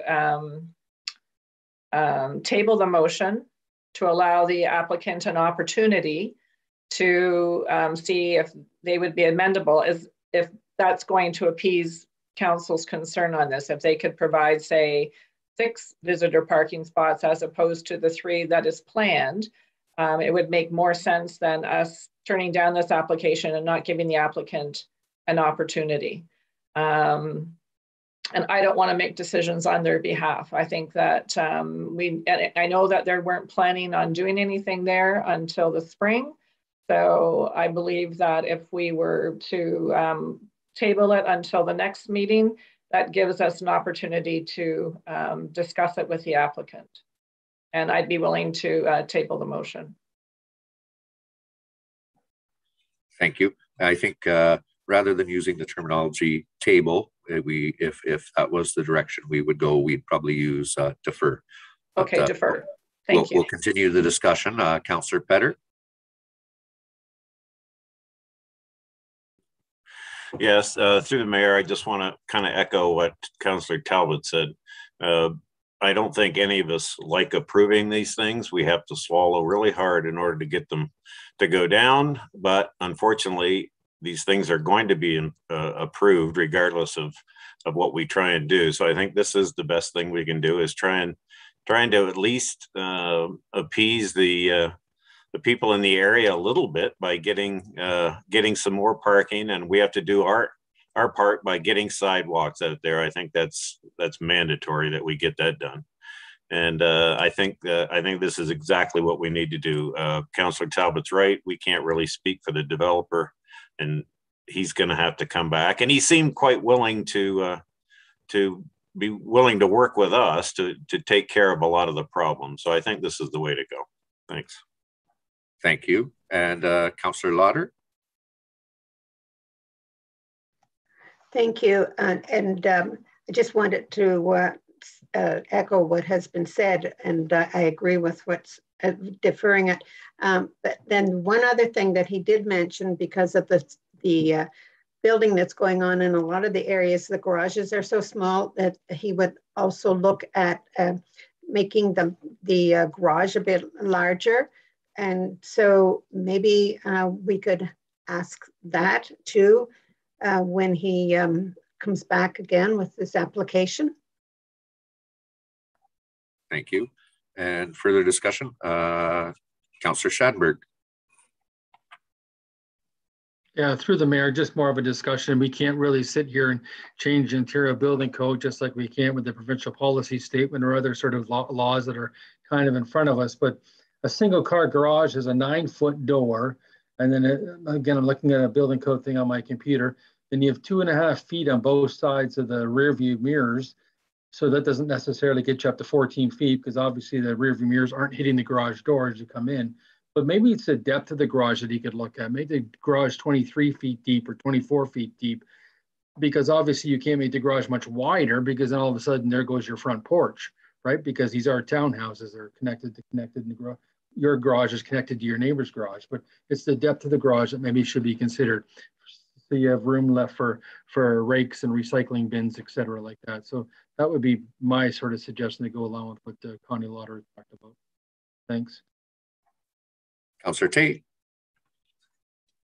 Yeah, through the chair, I'll just add my 2 cents with also a concern with parking. It's going to be a fact that we're going to have more people in each unit. Rent is quite high. So I know quite a few of my son's friends, there's 4 of them living in a unit to split the cost. So you're looking at 4 vehicles. We haven't urbanized any of those roads out there yet to sustain the traffic that is out there. It's badly needed. It's very difficult for the people living across 59 to get back and forth because these roads were built for very low traffic. So I think there's a lot that needs to go in. I think the provincial policy, I keep saying, has to be addressed when it comes to these smaller communities. And the fact that with the parking requirements they're asking for, they're going to be next to impossible, especially going forward with the economy the way it's going. Inflation, you're going to have more and more people living in a dwelling, and not just kids, but you're going to have adults. So 2 parking spaces is just not going to cut it. And especially when one is a garage, as Councillor Schattenberg alluded to, that won't hold a vehicle. Just my thoughts. Thank you. And it looks like we probably have a consensus here. So if the mover and seconder would like to withdraw that motion, and I would, but I'd like to make a motion to defer the application till the next council meeting. Very good, and seconded by Councillor Accioni. So that's been withdrawn, and the new motion is to defer, and our senior planner will have discussions with the applicant, and we'll see that at a future council meeting. All those in favor? And carries, unanimous. Thank you very much. And our next one is a zone change for 93 Winnett Street. Councillor Petter, and a seconder will be Councillor Tate. Thank you, Mr. Mayor. I move that Woodstock City Council approve in principle the application for lands described as Part Lot 9, Winnett Street, or Winnett Street, however you want to pronounce it. Plan 10 in the city of Woodstock to rezone the subject property from residential zone 2 R2 to special residential zone 3 R3 SB to facilitate the conversion of the existing 2-unit dwelling to a 3-unit dwelling. And further, that any comments received from the public were reviewed and considered before the decision was made in relation to this planning matter. Thank you, and welcome back, Ms. Hassler. Thank you. So this application is an application to rezone the subject lands, and the applicant is proposing to rezone from R2 to special residential zone 3 to facilitate the addition of 1 more unit into an existing converted dwelling. So it would result in a total of 3 units in an already converted dwelling with 2 units. And the applicant is requesting site-specific zoning to reduce the minimum required lot area from 540 square meters to 519 square meters. And then also to reduce the minimum lot frontage from 18 meters to 17.2 meters. And that would facilitate the 3rd unit. And as I indicated, it's currently a duplex or a converted dwelling with 2 units. There's a mix of uses in the area. You can see there's 3 units right across the street, and there's a variety of duplexes, converted dwellings, and as well as single detached dwellings in the area. And so it's definitely compatible with the surrounding uses. And the subject lands are designated low density. It's in keeping with the policies for the low density residential designation and meets the relevant provisions of the R2 zone aside from the lot frontage and the lot area. And then just because we're fresh on this topic, to look at the parking for the subject property, the applicant is in fact, as council knows, the zoning bylaw requires 1 space per unit. So in this case, there would be 3 spaces that are required. And the applicant has indicated on this sketch that they are able to provide a total of 5 parking spaces on the property. Some would be in tandem. However, the units then could, 2 people could, or there could be 2 cars per unit for some of the units. And so the application, it was noted by the building department, however, that the required number of parking spaces can be provided. However, based on this drawing, the building department felt that they were exceeding the 50% coverage of the front yard for parking area. And so if this application is approved through the building permit process, the building department will ensure that the asphalted area would be tapered back so that it's in keeping with the 50% and not exceeding that. As council is aware, staff generally are not supportive of increasing the parking area beyond the 50% for a variety of reasons. But the building department is satisfied that they can still continue to provide the required amount of parking spaces and still taper back the driveway. The application did not receive any comments from neighboring property owners. We feel that the use is appropriate for the area. We feel that the site can adequately provide ample outdoor amenity space and landscaping and parking to accommodate the 3 units. We feel it's a good form of intensification. So therefore, in keeping with the provincial policy statement, as well as the low density policies. And we also feel that in review of the application, it didn't need any other relief, and we were satisfied with that too, and therefore not concerned that it'll have a negative impact on the surrounding area. So in light of that, we recommend that this application be approved in principle. If council approves it, I will bring an amending bylaw to the next council meeting. Thank you. Questions of council? Seeing none, you've heard the motion. All those in favor? And carries unanimous. And our next one is in regards to the zone change for Nellis Street, and looking for a mover and a seconder on that one. We'll go Councillor Schattenberg and a seconder, Councillor Petter. Thank you. That Woodstock City Council approved the application for lands described as Part 1 and 5, 41R-10107 in the city of Woodstock, to rezone the subject lands from special transitional industrial zone M4-1 to Special Transitional Industrial Zone M4-10 to include a contractor's yard or shop and assembly and manufacturing to the list of permanent uses, and further that the comments received from the public were reviewed and considered before the decision was made in relation to this planning matter. Thank you, and welcome back, Ms. Haschler. Thank you. So this application for a zone change is for lands that are currently in city ownership, and they will be transferred if the application is approved. The applicant is proposing to rezone the subject lands from a special transitional industrial zone to an amended special transitional industrial zone, and that would allow them to have a contractor's yard or shop and a light assembly and manufacturing use on the subject property. The applicant is proposing to construct a 2-unit industrial building. You can just scroll down here. And in that building, they are proposing a kitchen contracting use, which the building department interprets as a contractor's yard or shop. And so that's where the first use comes from. And then the second use the applicant has indicated is, he calls it a copper wire stripping business. And in fact, they make the wire stripping machines there, and they basically assemble them there and warehouse them. And so it's considered a lighter industrial type use. And so both of those uses would be housed in the proposed building.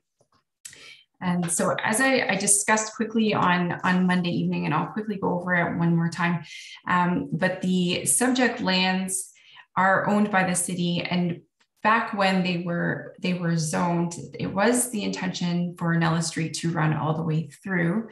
That's no longer part of the plan. It was also part of the zoning was also, and the policies were established also to provide a bit of a buffer from the Bishop Park industrial uses to the residential uses to the north. And as everyone's aware, there is an apartment building that is going to go in on the former county owned lands. And that's also this use. So then in keeping with the spirit of the policies, we felt that this use is appropriate for this site. They're fairly low impact type uses. We don't feel that they'll have a negative impact on the residential uses to the north, and they will in fact act as a buffer between the heavier industrial and the residential uses. The site is quite small, so we are not concerned that a use could grow and become offensive in the future. So we felt that was appropriate. The site-specific policies do require an industrial plaza, and we felt that the fact that this is a smaller site and it's providing 2 uses in the building, that would also maintain the intent of those policies. So we did recommend that in the zoning, that the site-specific zoning include a provision that requires at minimum 2 units be included within this building, and they would be separate for separate uses. And I've indicated that in the site-specific zoning. So the application was circulated to staff. Staff were supportive of the application. We did not receive any feedback from neighboring property owners. And we generally feel that it's a good use of the site. It's an underutilized site. And we also feel that it's in keeping with the policies. So in light of that, we'd recommend that this application be approved.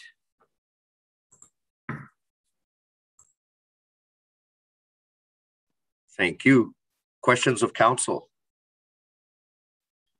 Seeing none, you've heard the motion. All those in favor? And carries. And we have another one here. This is application for official plan amendment and zone change for 97 Mill Street. Councillor Talbot, and a seconder, Councillor Lauder. Thank you, Worship. I'll move that Woodstock City Council support the application to amend the official plan file number OP 21018, submitted by the City of Woodstock for lands legally described as Part Lot 118C, Plan 293 in the City of Woodstock, to redesignate the subject lands to medium density residential to facilitate the development of 5 townhouse units on the said lands. And further, that Woodstock City Council approve in principle the zone change application file number ZN 82101, submitted by the City of Woodstock for lands legally described as Part Lot 118C, Plan 293 in the City of Woodstock, to rezone the lands from Neighborhood Institutional Zone N1 to Special Residential Zone 3 R3 SP to facilitate the development of 5 townhouse units on the said lands. And further, that any comments received from the public were reviewed and considered before the decision was made in relation to this planning matter. Thank you. And last one today, Ms. Hashler, welcome back. Thank you. So the final application today, as Councillor Talbot indicated, is for an official plan amendment and a zone change. And it's to go from low density to medium density. And then from the neighborhood institutional zone, which reflects the former use. There was a church on the site.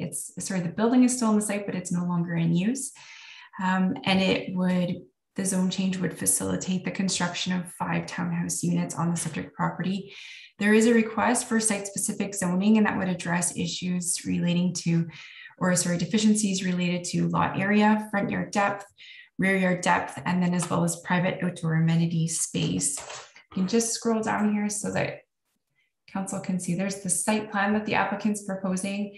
And then these are what the units are going to look like. So the applicant's proposing 2-story townhouses, a total of, again, 5 units, and they would each have their own garage, single attached garage with a parking space in front of each unit.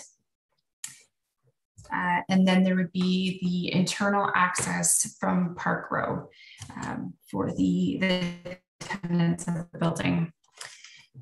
So as the last application, the ownership is currently in the city's name, but it will be transferred to the applicant if the applications are approved. The application proposes to redesignate the subject lands to a medium density. However, staff are of the opinion that the type of use and the scale and the nature resembles the low density residential, and that there's only 5 units and they're only 2 stories. We feel that they are generally compatible with the area, and there is a mix of uses on Mill Street. Mill Street is also an arterial road, so again, it's designed for higher amounts of traffic. That being said, we don't feel that 5 units is going to create a significant amount of traffic. Park Row there's no other residential uses on Park Row on the east side of Mill Street. And as you can see, the site is surrounded on 2 sides by parkland and then Mill Street on the other side. And so there's only one residential dwelling to the south that would be directly impacted. In that case, it's noted by staff that the proposed building is actually further away from the existing building.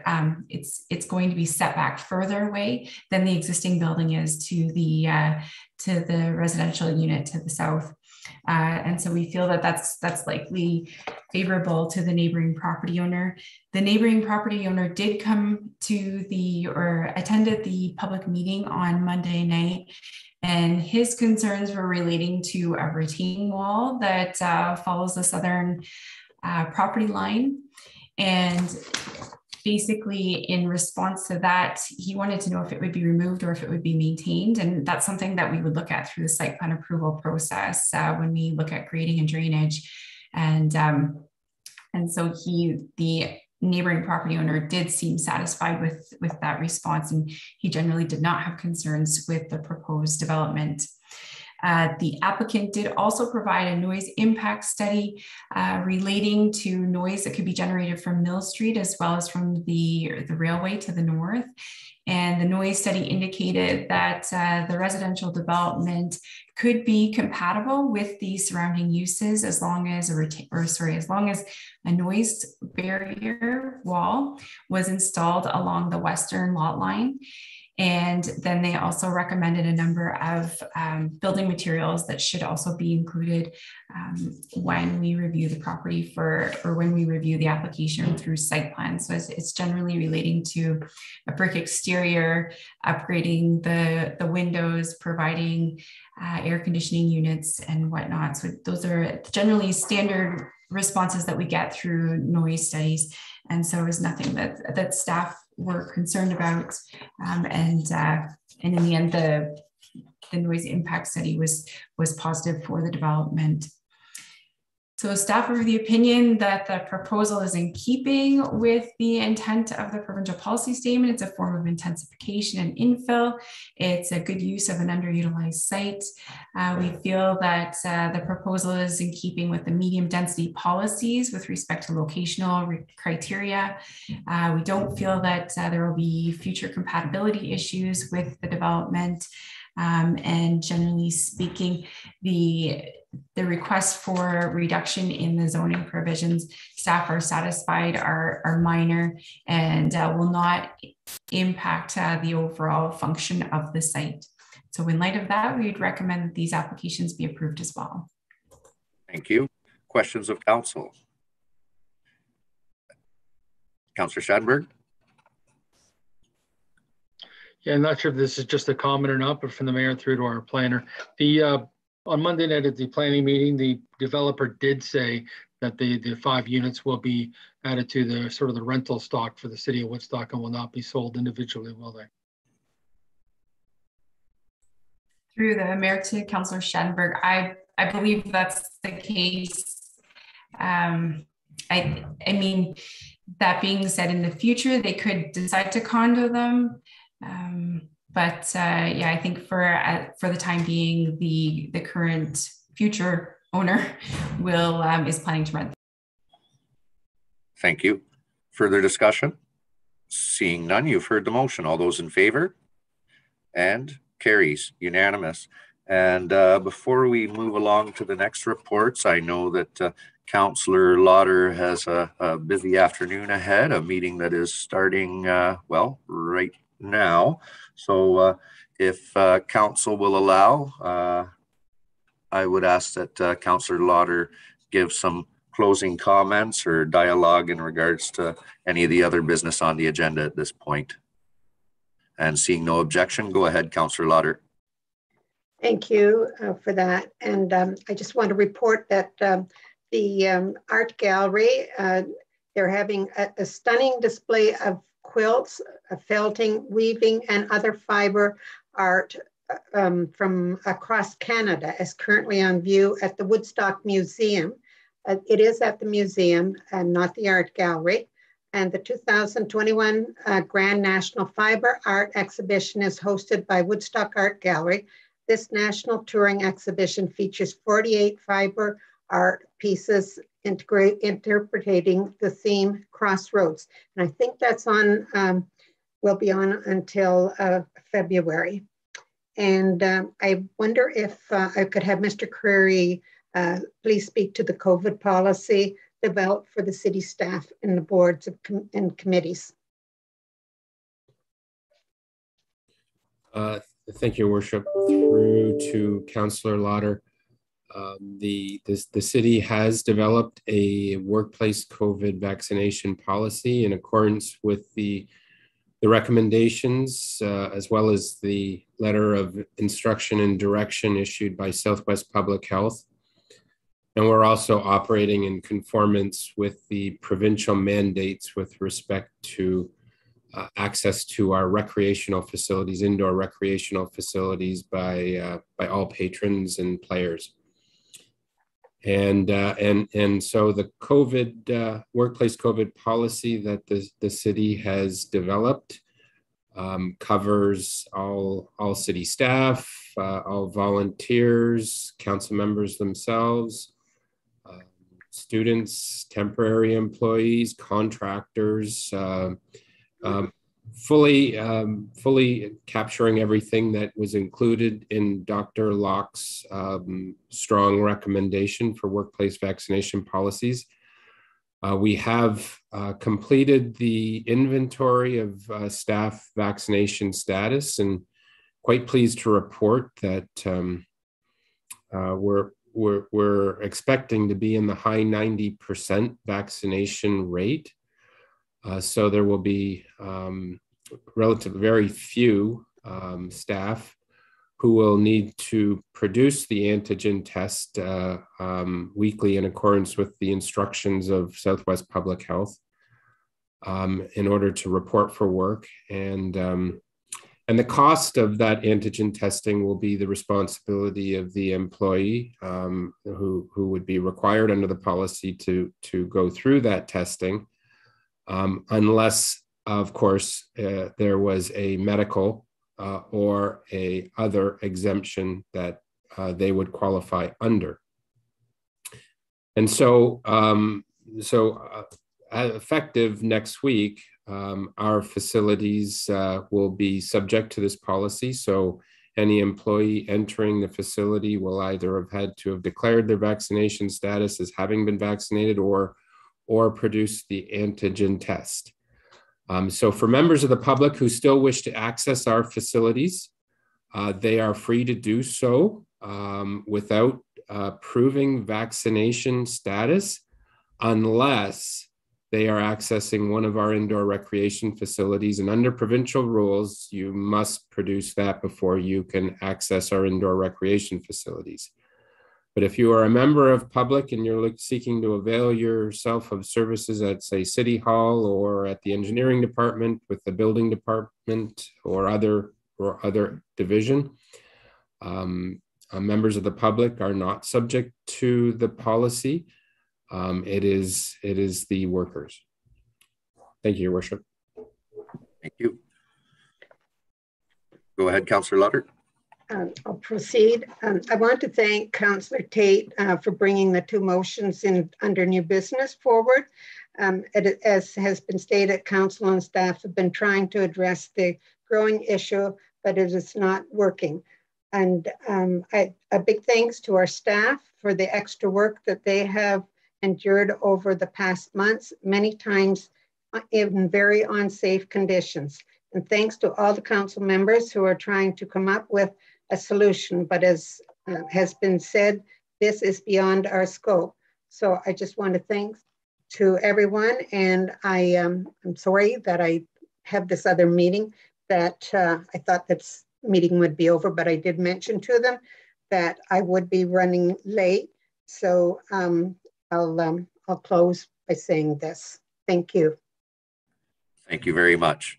And we'll continue along now. So next area, we have our administrative service report regarding the Municipal Chapter 330 fees and charges. Looking for a mover and a seconder. We'll go with Councillor Tate and a seconder, Councillor Accioni. I'll move that it referred to bylaws.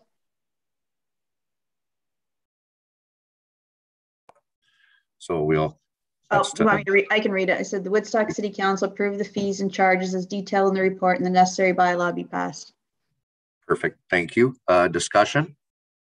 Seeing none, you've heard the motion. Oh, is that a vote or discussion? Sorry. I guess that's for vote. Okay, you've heard the motion. Yeah, it was going to be a vote. Yeah. Okay, all those in favor and carries. Next up, we have the statements. Councillor Talbot and a seconder, Councillor Accioni.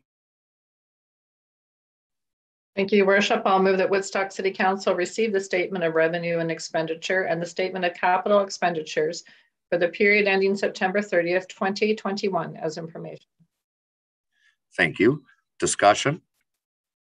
Seeing none, you've heard the motion. All those in favor and carries. Next up, we have some of that funding that we received regarding the transit system. So this is for the bus shelter storage facility expansion. Councillor Petter and a seconder, Councillor Talbot. Yes, I move that Woodstock City Council award the tender for the bus shelter / storage facility expansion to Grassmere Construction Limited in the amount of $790,435, inclusive HST. Thank you. Discussion? Councillor Petter?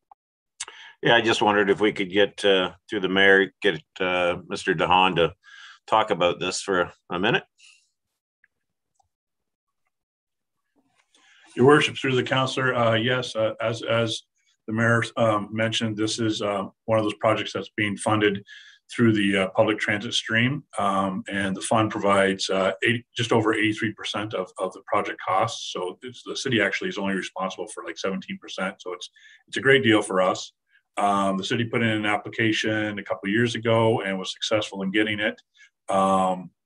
This project is tied in with the purchase of 2 more buses to help service our expanded transit system, and this expansion, as well as hopefully some new software that should be coming down the pike in the next couple of years that will help people more plan their routes before they leave the houses, so they can be as efficient as possible.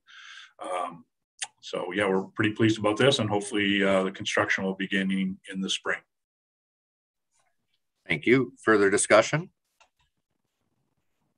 Councillor Schadenberg.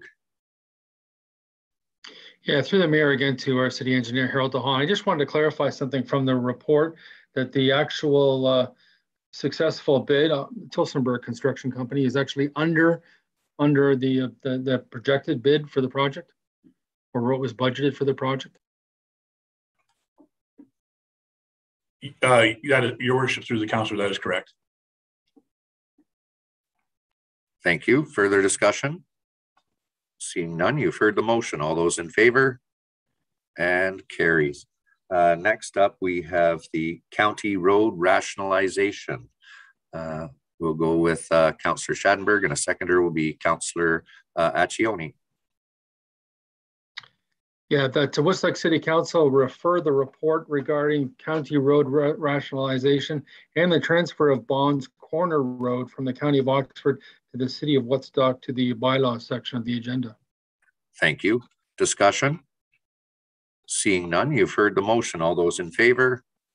And carries. Next up, we'll move along to the Mass Immunization Clinic, the extension, Councillor Talbot, and seconded by Councillor Accioni.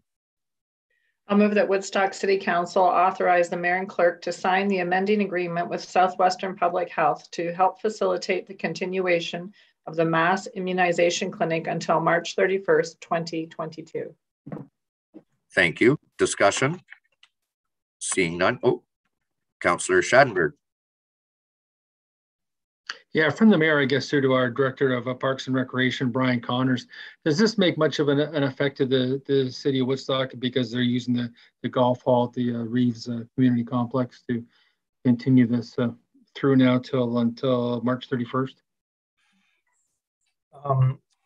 Your worship, through to the council's question, this will probably have about a $4,000 impact based on past rentals that would no longer be realized. However, a lot of that has been mitigated because of the Cowan Sportsplex. So we've been able to move some of our own program over. So it's down to about $4,000. Thank you. Further discussion? Seeing none, you've heard the motion. All those in favor?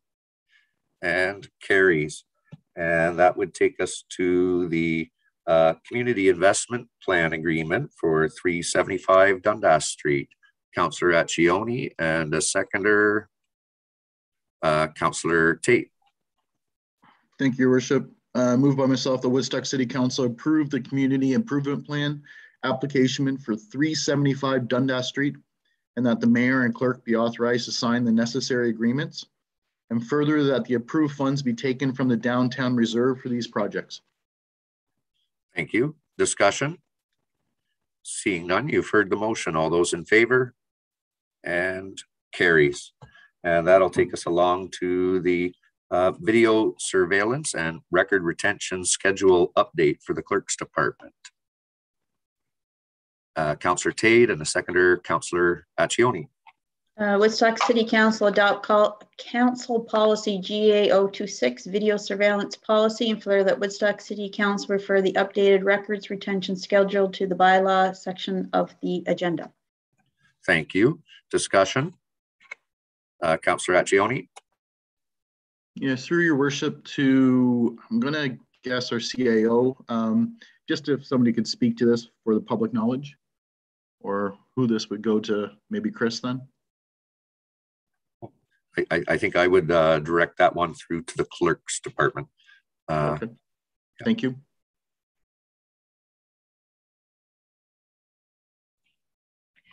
Thank you, Your Worship. There we go. Thank you, Your Worship, through to Councillor Accioni. This is a policy that the Clerk's Department has developed in conjunction with the IT Department. As Council's likely aware, we do have various video surveillance throughout the city. So it is a recommendation from the Information and Privacy Commissioner of Ontario to have a specific policy in place outlining how we handle those things, including how long we hang on to footage and things like that. And just in order to balance that security piece with the privacy of the information that we collect through that footage. As such, we also want to have an update here to our records retention policy. It is always stated that we would keep this footage for 72 hours. Oftentimes, not oftentimes, but we are sometimes asked by police or different law enforcement to take a look at some of our footage. So in working with the IT department, we have decided to hang on to that footage for a little bit longer in this case. So it's putting that policy in place to have some more firm rules around how to handle the information that we collect via the video surveillance. So I hope that answers the question. Thanks. Thank you. Further discussion? Seeing none, you've heard the motion. All those in favor? And carries.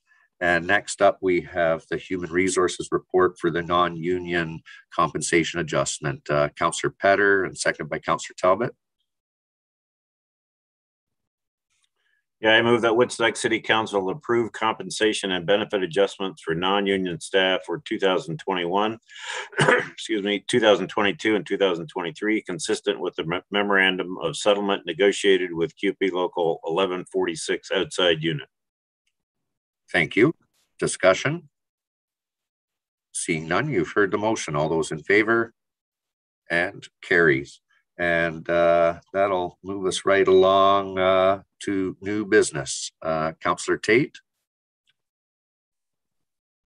Okay, moved by myself, seconded by Councillor Talbot, whereas the increased rate of homelessness in the city of Woodstock is creating health and safety concerns for our businesses, visitors, and residents.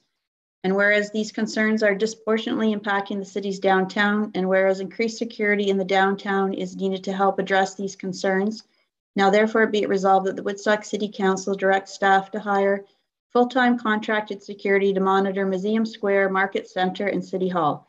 And further that the funds for the remainder 2021 at a cost of approximately $50,000 be drawn from the Hydro Reserve Fund, and further City Council pre-approve funds in the 2022 revenue budget to continue security services until the budget deliberations. And further that staff be directed to report back on the ongoing cost of security services as part of the 2022 revenue budget deliberations. And further that City Council pre-approve funds in the 2022 revenue budget in order to increase bylaw enforcement to the equivalent of 2 contract positions. Thank you. Discussion? Councillor Tate. I'll speak to the reasons why I brought this forward. I wrote this down so I would get all my points in. First off, we all recognize that this is a drug addiction and mental health issue. This is way above the scope of City Council and what the city can do. But the reason I brought this forward, we had an incident probably the public isn't aware of a couple of weeks ago. We had a fire at the museum set right beneath the gas meter by, like it was arson. It was deliberately set to burn down the museum. Now I am concerned with the safety of the people sleeping around there, the city staff, and the greater public together in that issue. And that's why the issue of the security guards came up. Mental health struggles and drug addiction are a big part of this issue, and these changes need help from the provincial and federal governments to solve, and a change to the justice system so they can get the expert help that is needed.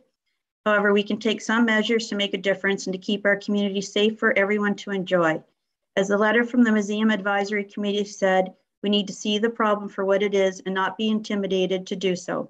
We need to be honest and face facts, and it is a drug problem needs to be addressed openly and honestly before it can be fixed. We need to find a housing solution that does not create a ghetto for addicts, but instead helps them find a way to address their addiction. I am thankful I live in a community that is as generous and caring as what we do. People have donated all kinds of money and other needs that the community needs. And going forward, we are going to need all the caring and support we'll need, especially with the changes in the economy. And there's going to be a lot of people that will need help. Just one example, the fundraiser that was done, I think it was last year, for the In Out of the Cold that shelters people that need instant care, raised $60,000 just alone in this community. We need to work together to find a solution. We have schools near this area and our children deserve to have a safe space to attend their place of learning. We have small business owners trying to make a living and provide services to our community, and they deserve to have their businesses free from dangerous and unlawful behavior. Removing benches and hiring private security is not an option I am proposing lightly, nor do I wish it to be a long-term decision. However, we need to have a starting point to begin this very difficult journey to a safe and healthy community. And just in closing, I would like to comment that I'd like to continue working as a county councillor to advocate for action by county council to address this ongoing problem in the downtown and our broader community for housing and shelter. Before the public's info, because of being a two-tier government, the county is responsible for all social services, which includes helping these people, getting the mental health and housing. Along with the police and the CAO and the county staff have been meeting regularly to find a solution to this problem. It is very difficult, it is very complex, and I applaud everybody's effort in this. And that's my comments. Thank you. Further discussion? And we'll go with Councillor Accioni first. Thank you, Your Worship. Through to Councillor Tate, I mean, any ideas are great. I do think that we've really got to do something. I agree with you 100%. I'm not sure, after we've just approved 2 new police officers, if more security that can't do much is going to be the answer here, is my only concern. Something needs to be done, 100%, no question. Of lately of what the museum is going on, that security would probably help that just for their presence. So I've been wavering on this the entire time I've read your motion. As far as policing though, it still boils down to getting them to either move, to find the services they need. And for that reason, the security alone isn't going to solve our problems. As far as, well, I guess the next item with your benches, I definitely don't think that's an avenue I want to go with, only because the people that do want to go downtown, we don't want to deter them. With security, I would think we'd want to do it maybe a two-step, that if we did approve the security, then maybe if that isn't working, then maybe looking at the benches at that point. I certainly don't want to discourage anybody that does want to go downtown by eliminating that destination. So that's my 2 cents worth. Thank you. Thank you. Councillor Tate, and then we'll go Councillor Petter. Sorry, I'm just going to respond through the worship to the comments. I didn't take this lightly, did a lot of research. You need to go down and talk to the museum curator. Nobody is using those benches other than those people. Her first comment was, get the benches out. She has been watching this for 2 years. She's got surveillance of everything going on, and that was her first comment. I know I asked 2 years ago to have the benches removed, and Councillor Talbot asked again this year, the same thing. We had the same concerns, and then talking to the curator, fully understand what's going on. She said nobody else is using it. As for the police, just for everybody's benefit for this, the police cannot be there 24/7. As we are aware, there's changes to the justice system, and I think I mentioned this before. They can charge the people and nothing is happening. The reason they charge them is to get them into the system. So we have one individual, 800 calls for one individual, 40 charges, all dismissed. So the reason they're doing this is to get them in the system. Police goes to a call, they do a charge, they are tied up for 4 hours. So then we have no other police for any other calls. We have had numerous fires on this location, not just this one. But the problem is you tie those police officers up, then you have car crashes, you have domestics, you have ODs. We do not have enough police officers for that. And the security officers, the cost is a third of what a police officer can be. And after the fire where they tried to burn, whoever it was, tried to burn down the museum square, I'm not taking any more chances. Our responsibility as an elected official is to protect our city resources and our city employees and all the taxpayers combined. Thanks. Thank you. And we'll go Councillor Accioni. Hold on, Councillor Petter. Yeah, thank you very much, Your Worship. I agree with you 100%. I honestly, truly do. My only concern is just keep on throwing these Band-Aids on when we've already approved so much with the police force. Has the police use, like we have an auxiliary force that is just amazing, that could do the same kind of deterrence as walking around, that does not cost the city or the taxpayer any more money, barring the fact, of course, if we wanted to up the amount of auxiliary officers we have here in the city, that does not cost us having security hired on. So I'm more apt to ask city staff for a report for next meeting versus approving this the way it sits. I don't know, it just doesn't sit right with me at this point. Thank you. One thing I'd mention just about the auxiliary, it's been noted several times and in our annual reports from the Woodstock Police Services, we are so fortunate here in the Friendly City. We have some of the highest volunteer hours on a per capita basis anywhere in Ontario from that auxiliary force. And of course, the chief will be speaking to that probably when he comes to council, giving us the latest update and budget requests in the coming months. And I know we always look to expand that program, but I think this is something we wouldn't want to put onto those community members either. And we're looking at some of the wee hours of the evening as well. But I think we'll go to Councillor Petter, and then I see Councillor Talbot next, and then we'll have a lot more discussion here. So thank you for waiting, Councillor Petter. No problem. Through the mayor, I just want to throw my support behind Councillor Tate. I know it was very difficult for her to go down this route to try and solve or partially solve, put a Band-Aid, you can call it whatever you want, but we've got to do something. And I applaud her for doing her research and getting this to the floor. I don't know if it's going to work, to be honest with you. She's both of her motions for the benches and the security. She's said that it's a limited time before we, can re-up it or let it go. But we've got to try something. But while I've been acknowledged, I'm afraid the mayor won't go back to me, so I better get this in while I got the floor.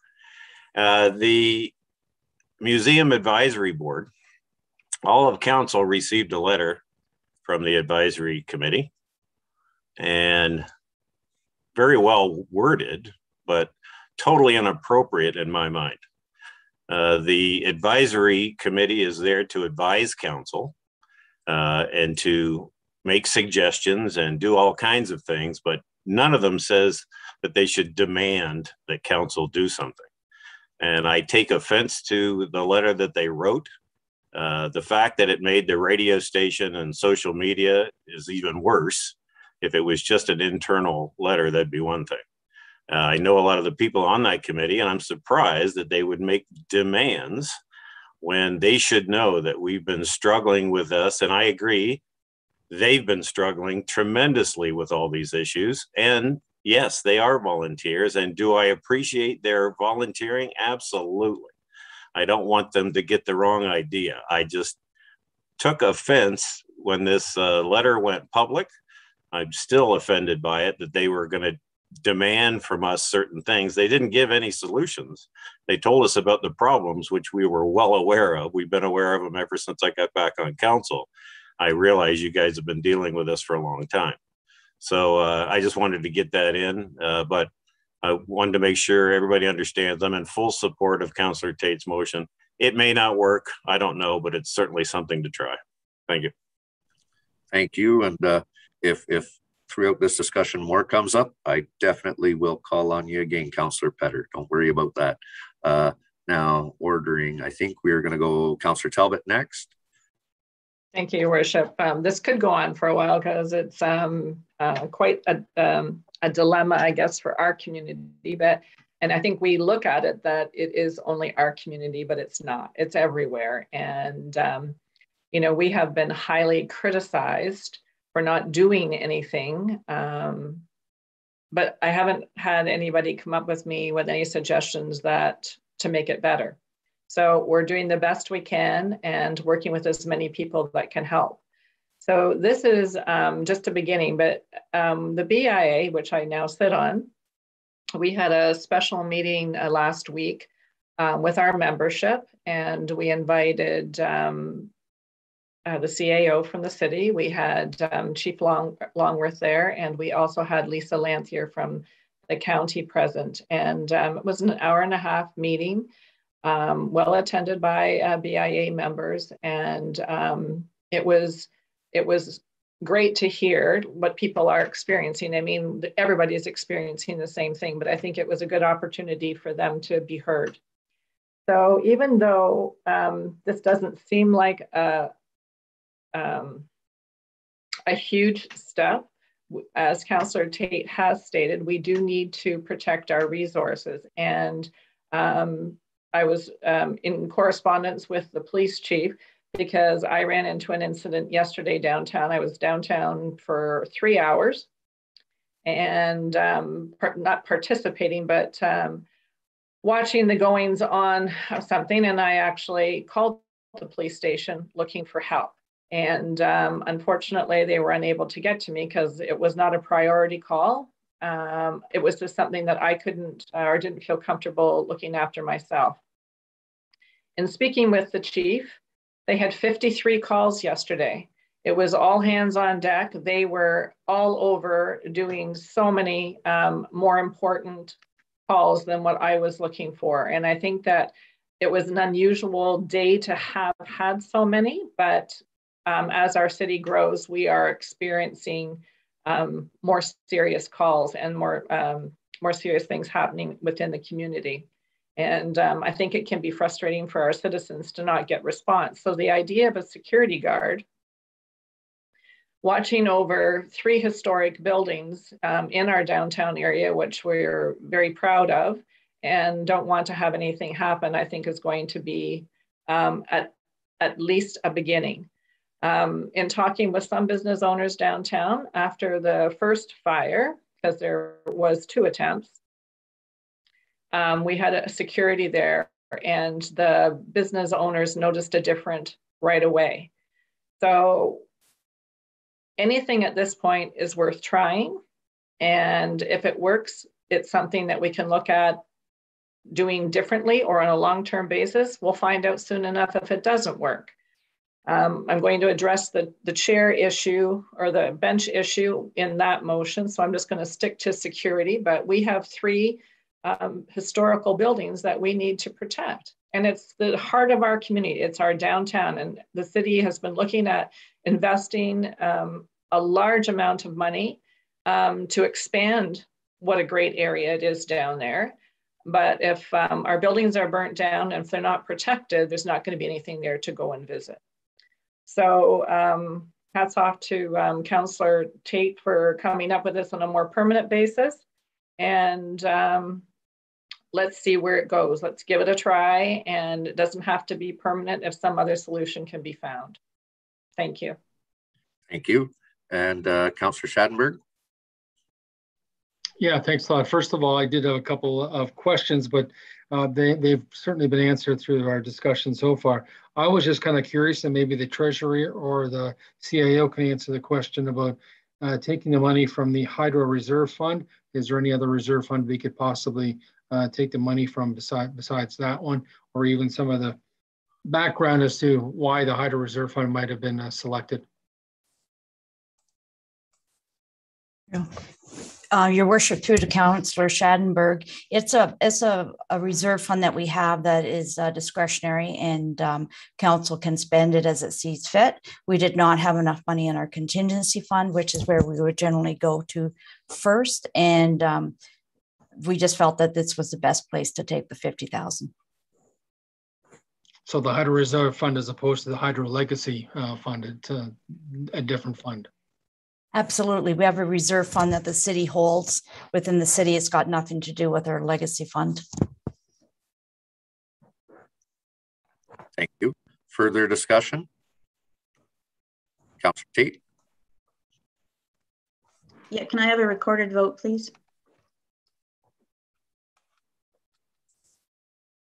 There, and the clerk is getting ready for that. And while she's getting ready, I'll just say I've seen some of the comments in the community, received a lot of communication here at City Hall through various channels, and a lot of individuals, some whom are even involved in some of the community partner groups that are the ones tasked with the public health aspects and mental health aspects and other helps for vulnerable people in our community that receive funding from different levels of government.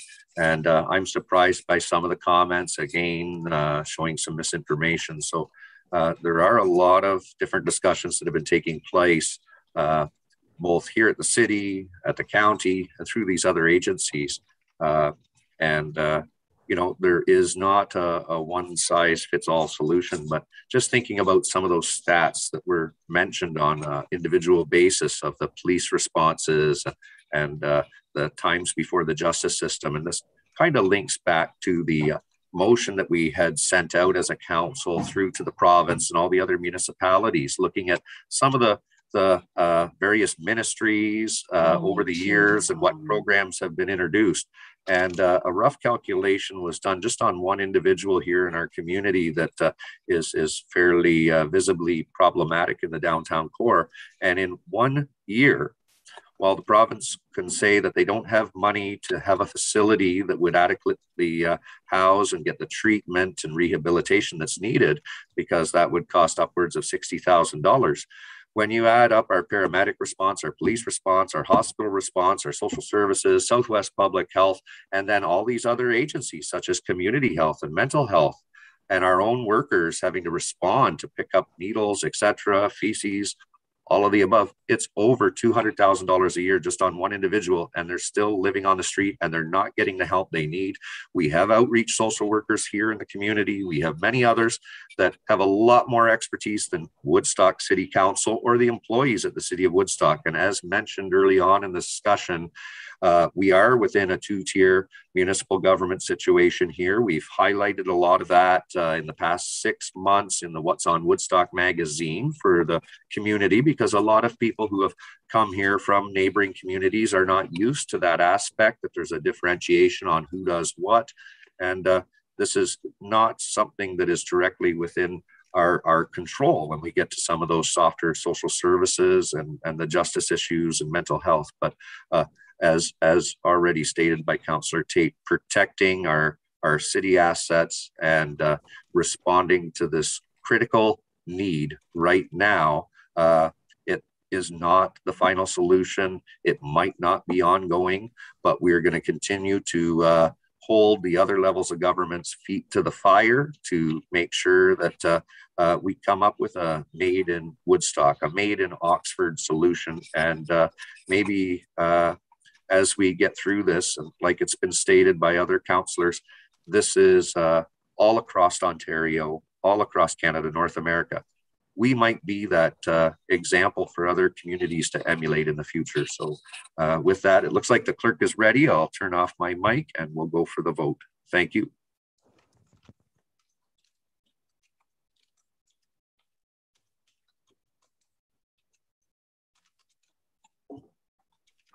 Thank you, Your Worship. The recorded votes requested by Councillor Tate. So we will start with you, Councillor Tate.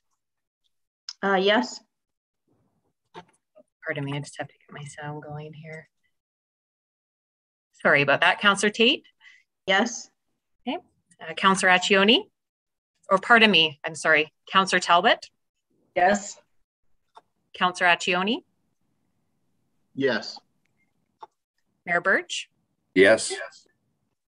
Councillor Petter, Yes. and Councillor Schattenberg. Yes. Thank you. That vote carries unanimous. And thank you. And now we'll move on to the next one. Councillor Tate. Moved by myself, seconded by Councillor Talbot, that the Woodstock City Council direct staff to remove the benches surrounding the fountain in Museum Square. If I can just speak to it. Once again, lots of research, lots of reading, lots of discussions with my fellow councillors. I know, as I stated before, Councillor Talbot's been very involved because she's with the BIA. I mean, we were all concerned about taking the benches out and then nobody using them, but having the conversation with the museum curator, I understand that this maybe is something that could help. Don't know if it's going to work. They may just go back. I don't know, but we have to try something. She's the one who watches it every day. She sees it every day. So I'm going to take advice from her. Thanks. Thank you. Further discussion, Councillor Talbot. Thank you, Your Worship. And Councillor Tate is right. I actually looked through my emails before the meeting today, and it was in June of this year that I approached city staff regarding the removal of the benches in Museum Square on a request from a business person downtown. And coming back, you know, the answer was, and I mean, things always, we do things to change, to make things better, but what happens, it adversely affects the people that we want to have coming down. So, you know, we get people who want to come and picnic in our Museum Square. We all had the email from a lady not so long ago about wanting to do that, and they couldn't. So it's a case of you're punishing the good people by taking away amenities such as this. And, you know, that's not our point. And I understood it, and I didn't push it any further because it was June and it was really nice weather. And I realized that people will tend to sit on the grass or sit on the fountain, even if the benches aren't there. And then seeing it again, and I try to go downtown once every day just to see what's going on. I don't see just anybody sitting on the thing. I was going to actually go down and sit on the benches, but there wasn't any room. So I didn't. And I'm not too sure how comfortable everybody feels when there's all sorts of shopping carts and paraphernalia laying around to be able to go down. I think what everybody is noticing, the problem has exploded in the downtown area, and our residents are feeling very uncomfortable about coming downtown, and especially Museum Square. And it's not something that I hope is permanent by taking these benches out, but I'm hoping it will give us some indication whether it changes the problem, just moves the problem, or they still remain there. And I think it's at least worth a try. And it's kind of interesting because in talking with another business person after I had made a comment one day, why don't we all just go down and sit on the benches and take up all the space, and then we'll be sitting there. So then the person reflected that we're taking away our rights to go down and enjoy the area. So anyways, hopefully on a temporary basis, but I would also like to amend the motion to include all the city benches downtown. So there's ones in front of City Hall, which actually need to be restained and refurbished a little bit. So having them removed as well won't hurt. So if the second or the mover of the motion would agree to adding that, as well as the picnic tables that are existing in Museum Square, I think we need to take out all the opportunities for congregation away presently and see what happens. Again, not necessarily going to be permanent, but see if it makes a difference. So I'm not sure if the mover would agree to adding all the city benches downtown. There isn't many left. We had some removed already, and the picnic tables in Museum Square. Yeah, I'll second that. Okay, we had a little bit of feedback, but we'll take that as a friendly amendment there. Further discussion, we'll go Councillor Schattenberg. Thanks, Mayor, for selecting me next, because I wanted to add one more item to that list, and that being the front stairs, which obviously are fake front stairs at the museum, because there could be 3 or 4 people sitting there on a consistent basis. I know they don't enter the museum because they're more or less it's a historically staircase, but to have those somehow closed off or temporarily, of course, as long as it needs to be. Okay, thank you. Further discussion? We'll go Councillor Accioni. Yes, thank you, Your Worship. Again, Councillor Tate, the previous motion, I agreed on purpose. I think something immediately needs to be done. I definitely have some hesitancy on this one. I truly believe one of the reasons that the homeless have moved into Museum Square is simply because regular residents of the city of Woodstock are not going down there. So by removing any reason whatsoever to go and enjoy our downtown, I think we're just causing a worse effect. I do not agree with this. I understand where the thought process comes from, but I really believe we've got over 40,000 people here in the city that far outnumber any homeless, that if we give reasons to put our efforts toward putting something downtown to get people down there to enjoy those benches is far better than removing them as punishment. I don't see this as being a solution at all. And if it does go through, I certainly hope there is going to be some kind of date in mind where at least local residents can look forward to having them move back, as it looks like the majority does not agree with me, that they can at least know that the benches will get back there, or in likelihood be back to enjoy, and we can start Museum Square fountain and everything else again. So for what it's worth. And again, I sincerely mean it. Thank you, Councillor Tate, for doing something or bringing this up right away, because I agreed, something needs to be done. Thank you. Thank you for that, and actually raising a good point about being able to enjoy the fountain again. And some of the comments that I've reviewed and received recently, individuals in the community speaking to how recently they've seen individuals bathing and doing the laundry and everything else in the fountain. And now I'm not going to deny that that hasn't happened in the past or in years gone by, but in fact, recently there has not been any water in the fountain, and none of those events have been occurring.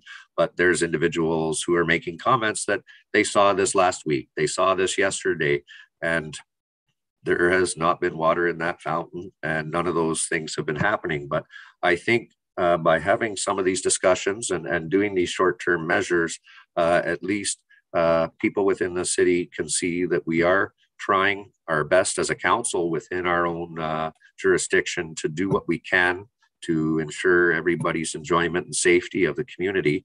And again, we'll have a lot more discussions as we get more information back from some of those community partners in the County of Oxford. And if some of that dialogue does start to open up at the province, I know we have had more municipalities come along and endorse that resolution for the bigger picture look. So let's see, more discussion. Looks like we're ready to go. So now for the amendments, we've had another possible suggestion for a friendly amendment with the stairs. Would the mover and the seconder, and I see one head shake, no, and we will need a little more discussion. Councillor Talbot. Thank you, Your Worship. The only reason I wouldn't, I would want to hear from staff on that. It's a historical building, and I don't, it's also would be a fire exit, I'm assuming. So I don't know how readily that could be done. So I wouldn't want to take that opportunity. I think it's possibly something that could be looked at, but I wouldn't want to make that decision today. And can I also just add one comment? Thank you.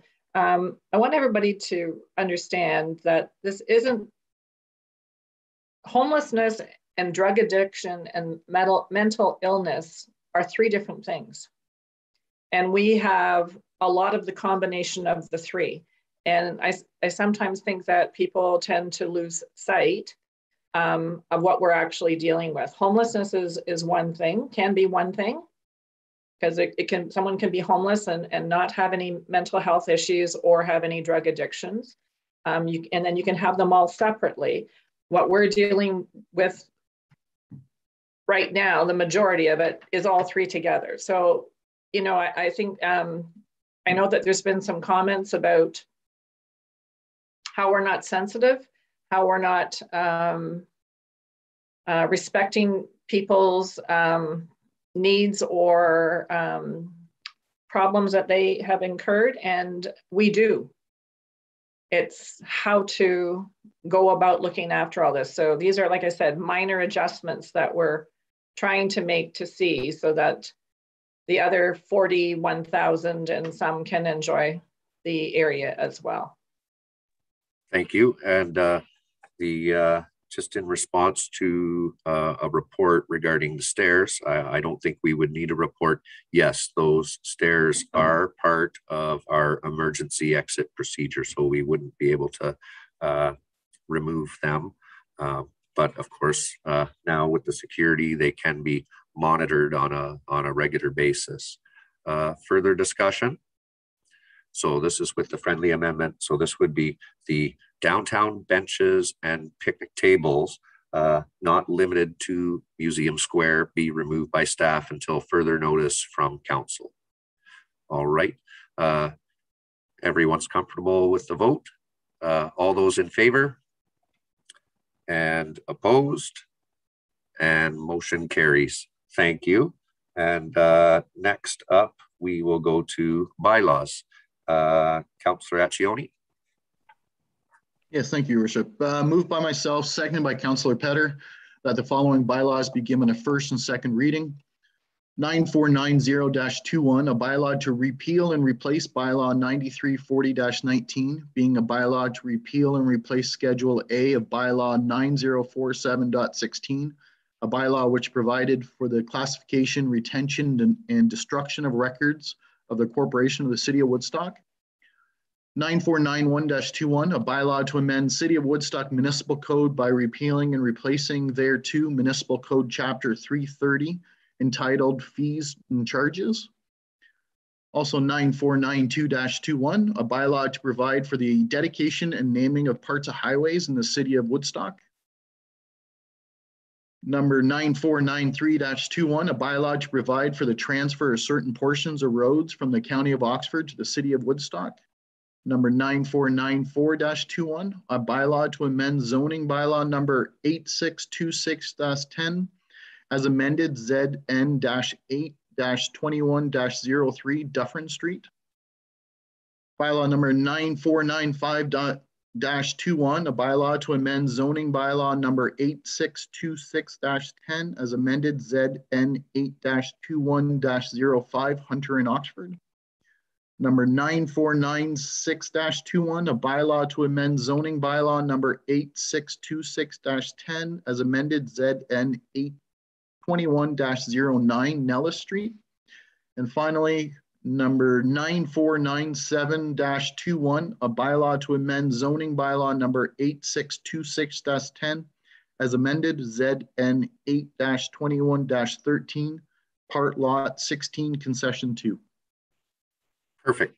Thank you for that. And you've heard the motion. All those in favor? No. And carries. Or was that a question, Councillor Petter? Or a vote? Yes, I have one more, 9498-21. We deferred that, Your Worship. Yep, that's the one we got. Very good. Thank you. Yep. And so that carries. And so for the third reading, Councillor Accioni. Thank you. Moved by myself, seconded by Councillor Tate, that the following bylaws be given a third and final reading. And if I may, 9491-21, inclusive to 9497-21. All right, I have to read each one out. Nope, but you could do them inclusive. You just started one too far. So if you could start with 49, or 9490-21. 9490-21, inclusive to 9497-21. My apologies. Perfect. No, Okay. that's perfect. Thank you. It's been a long meeting. And with that, you've heard the motion. All those in favor? And carries. And time for questions and addresses. And so today we will start with Councillor Talbot. Sorry, I wasn't ready, Worship. I just wanted to give a shout out to two really great guys, Gary and Marcel. No, not you, Todd. You're a great guy too, but to Gary and Marcel, who the BIA has hired through a grant that we got through the county. They are downtown and cleaning it up. So if you see them, they are identified as BIA employees. They are doing an absolutely amazing job. I think they really appreciate being told what a great job they do. I know a lot of merchants have been buying them coffees along the way. It's made quite a difference. So we're thrilled, and we're going to be able to have their services for quite some time. So you'll notice that everything is a lot cleaner. I walked the back alleys the other day with a business owner, and it was amazing. I was expecting to see garbage everywhere, and there wasn't. It was just unbelievably clean. So thank you to those two guys. They take their job very seriously, and they're very proud of their accomplishments. I'm going to try to keep this fairly short. Because of this issue that we've been trying to deal with as a council, and so as our community.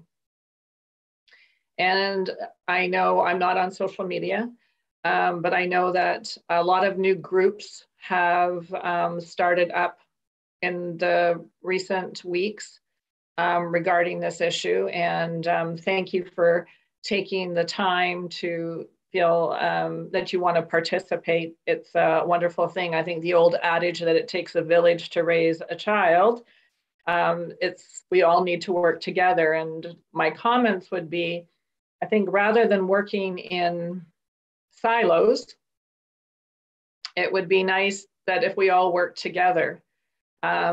It's been very obvious that none of us have the answers.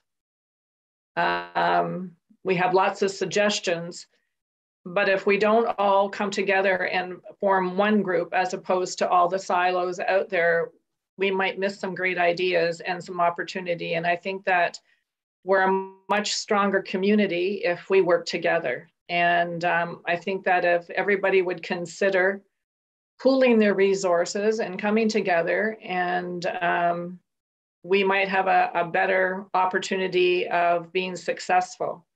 So as much as I appreciate it, and I really find that sometimes when groups like that are established, it's a great opportunity or a great place to vent. And heaven knows, lots of us have lots of venting to do lately. But negativity breeds negativity, and we all need to take a positive step forward and try to deal with this in a positive way. And I know that's hard to do, especially when things can be as bad as they have been or are getting that way. But I do believe that things will be more successful if we can look at it like that. So I hope that all the ones that are starting up on their own might consider of joining forces and becoming one large group, even though sometimes the larger they are, the harder they are to handle. But maybe we can be that village and solve this problem together. So, you know, even though we're council, we don't have all the answers, and we need the community to offer us advice and support. And, you know, like I said, maybe we can all do this together. Thank you, Your Worship. Thank you. Councillor Schadenberg. Yeah, my first thing to mention is want to congratulate our councillor Jerry Accioni on his number of years of service. I guess it's 14 years of service with the OPP Auxiliary West Region, and he's announced that he's retired from that, unit commander and staff sergeant for the Oxford County Auxiliary Unit. So I congratulate Jerry for his years of community service with that. Did want to mention that this week, October 18th to 24th, is the Waste Reduction Week, and the Woodstock Environment Advisory Committee had a booth this past Saturday at the Saturday Market in the fairgrounds, and we promoted the use of green cones and composters. Good membership of the committee was out for it. Also want to thank Harold DeHaan and Dan Locke for their ongoing efforts with that community that I'm a member of that committee. Speaking about advisory committees, our Environment Advisory Committee, along with the Heritage Committee and the Property Standards Committee, currently have vacancies. I know the deadline to apply for the Heritage Committee and Property Standards is October 26th. So if you want to join an advisory committee and participate in some good within the city of Woodstock in that area, by all means, get your resumes in soon. I do want to remind people that there's an online auction, and Big Brothers Big Sisters Oxford's Got Talent is October 23rd at 7 p.m. Of course, it's online this year, 7 p.m. on Saturday. Greg Morton, of course, is the host one more time. Dan Henry from the radio station is one of the judges. So is Mike Crabb. So that should be a good show again this year. Anna B won last year, and I understand she's performing again this year. And one final note, more certainly on a somber note, do want to acknowledge the passing of Jeff Culp. He passed away at the age of 64 on October the 10th. He was a contributor to the city of Woodstock in many areas to do with the media, including the WOW magazine, or What's on Woodstock magazine, as a freelance writer, helping Brad Jansen compile a lot of great information. He was the owner of the Oxford Media Group for a number of years, and of course had worked and volunteered both at local radio reporting and Rogers TV too. So it's sad to hear the passing of Jeff Culp. He was 64. Thanks a lot. Thank you. Councillor Petter. Thank you, Mr. Mayor. I am truly going to keep it short. Everybody says they're going to keep it short, and they never do. I want to just say happy Halloween to everyone. Just be aware, it's probably going to be wet. The leaves are on the road. Doesn't matter how good your brakes on your car is, you're going to slide on wet leaves. So when those trick-or-treaters are out there, be very careful. And I'm done. Bye. Thank you. No sports updates. All right. Councillor Accioni. Thank you, Your Worship. Well, a lot of the information has been brought out. As Councillor Talbot mentioned, there's a lot of misinformation out there, a lot of negativity. There are some good ideas. I do follow along. I try to add comments every now and then that I think it's worthy. All I ask is, if you're on social media, please get some of your facts. It's really tiring to sit here and watch when some things are so blatantly wrong that they just seem to be stirring a pot. And I just ask, before you type something out, at least give it some thought. We do need to be positive here. Again, we know there's issues. For some of you, I know that you do follow us on City Council, but for some reason you elect not to add positiveness to, or what we are trying to do, to your comments. And I ask that you reconsider that. I want to thank Councillor Schadenberg for mentioning that. I did retire last night, coincidentally. I want to say thank you to everybody that did come out. I was extremely blown away by the amount of people there, and some of the long distance that you came to say thank you. It was funny, I've been on so long that we've been through 3 different systems for recording hours. So somewhere between 4,000 and 5,000 hours I've contributed to our community volunteer.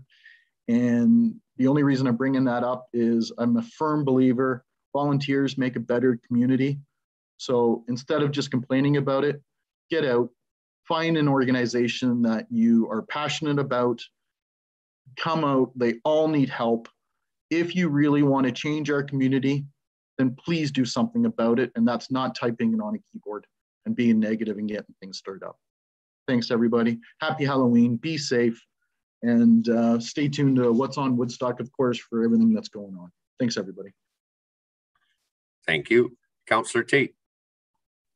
Yes, thank you. I want to thank my fellow councillors for the support, particularly Councillor Schadberg, Councillor Talbot, and Councillor Lauder. Had lots of phone conversations, shared information, books we were reading, articles we shared on the matter. It is a very complex. It's been made more difficult by the drugs now that are out there. They're causing mental illness, and the latest books I've read, you've got to do a provincially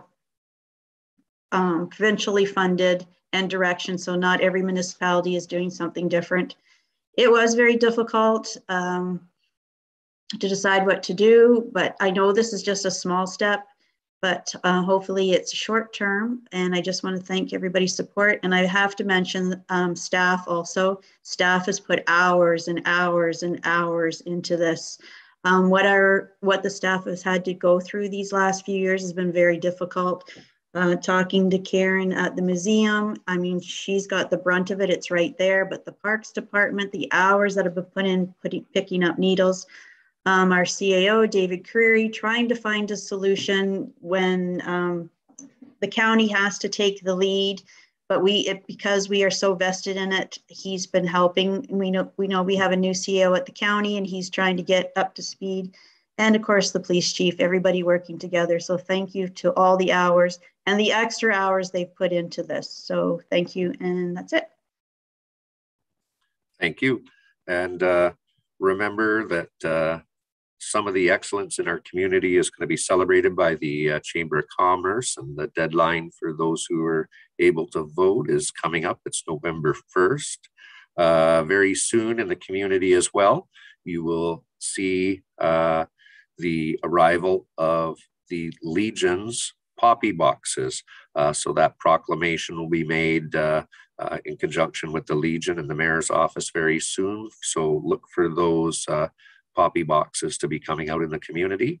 And again, stay up to date with what's going on. And when you're hearing from individuals about certain things going on in the community and it just doesn't sound right, ask them if they've tuned into Woodstock City Council meetings or Oxford County Council meetings and where they got their information from, because that's usually your best source for those items that are impacting our municipality in that way. So of course, the City of Woodstock website has all the up-to-date information as the province continues to change some of the guidelines in our local public health, etc. So the information is there and ready for you to take a look at. And with that, I would ask for a motion to adjourn.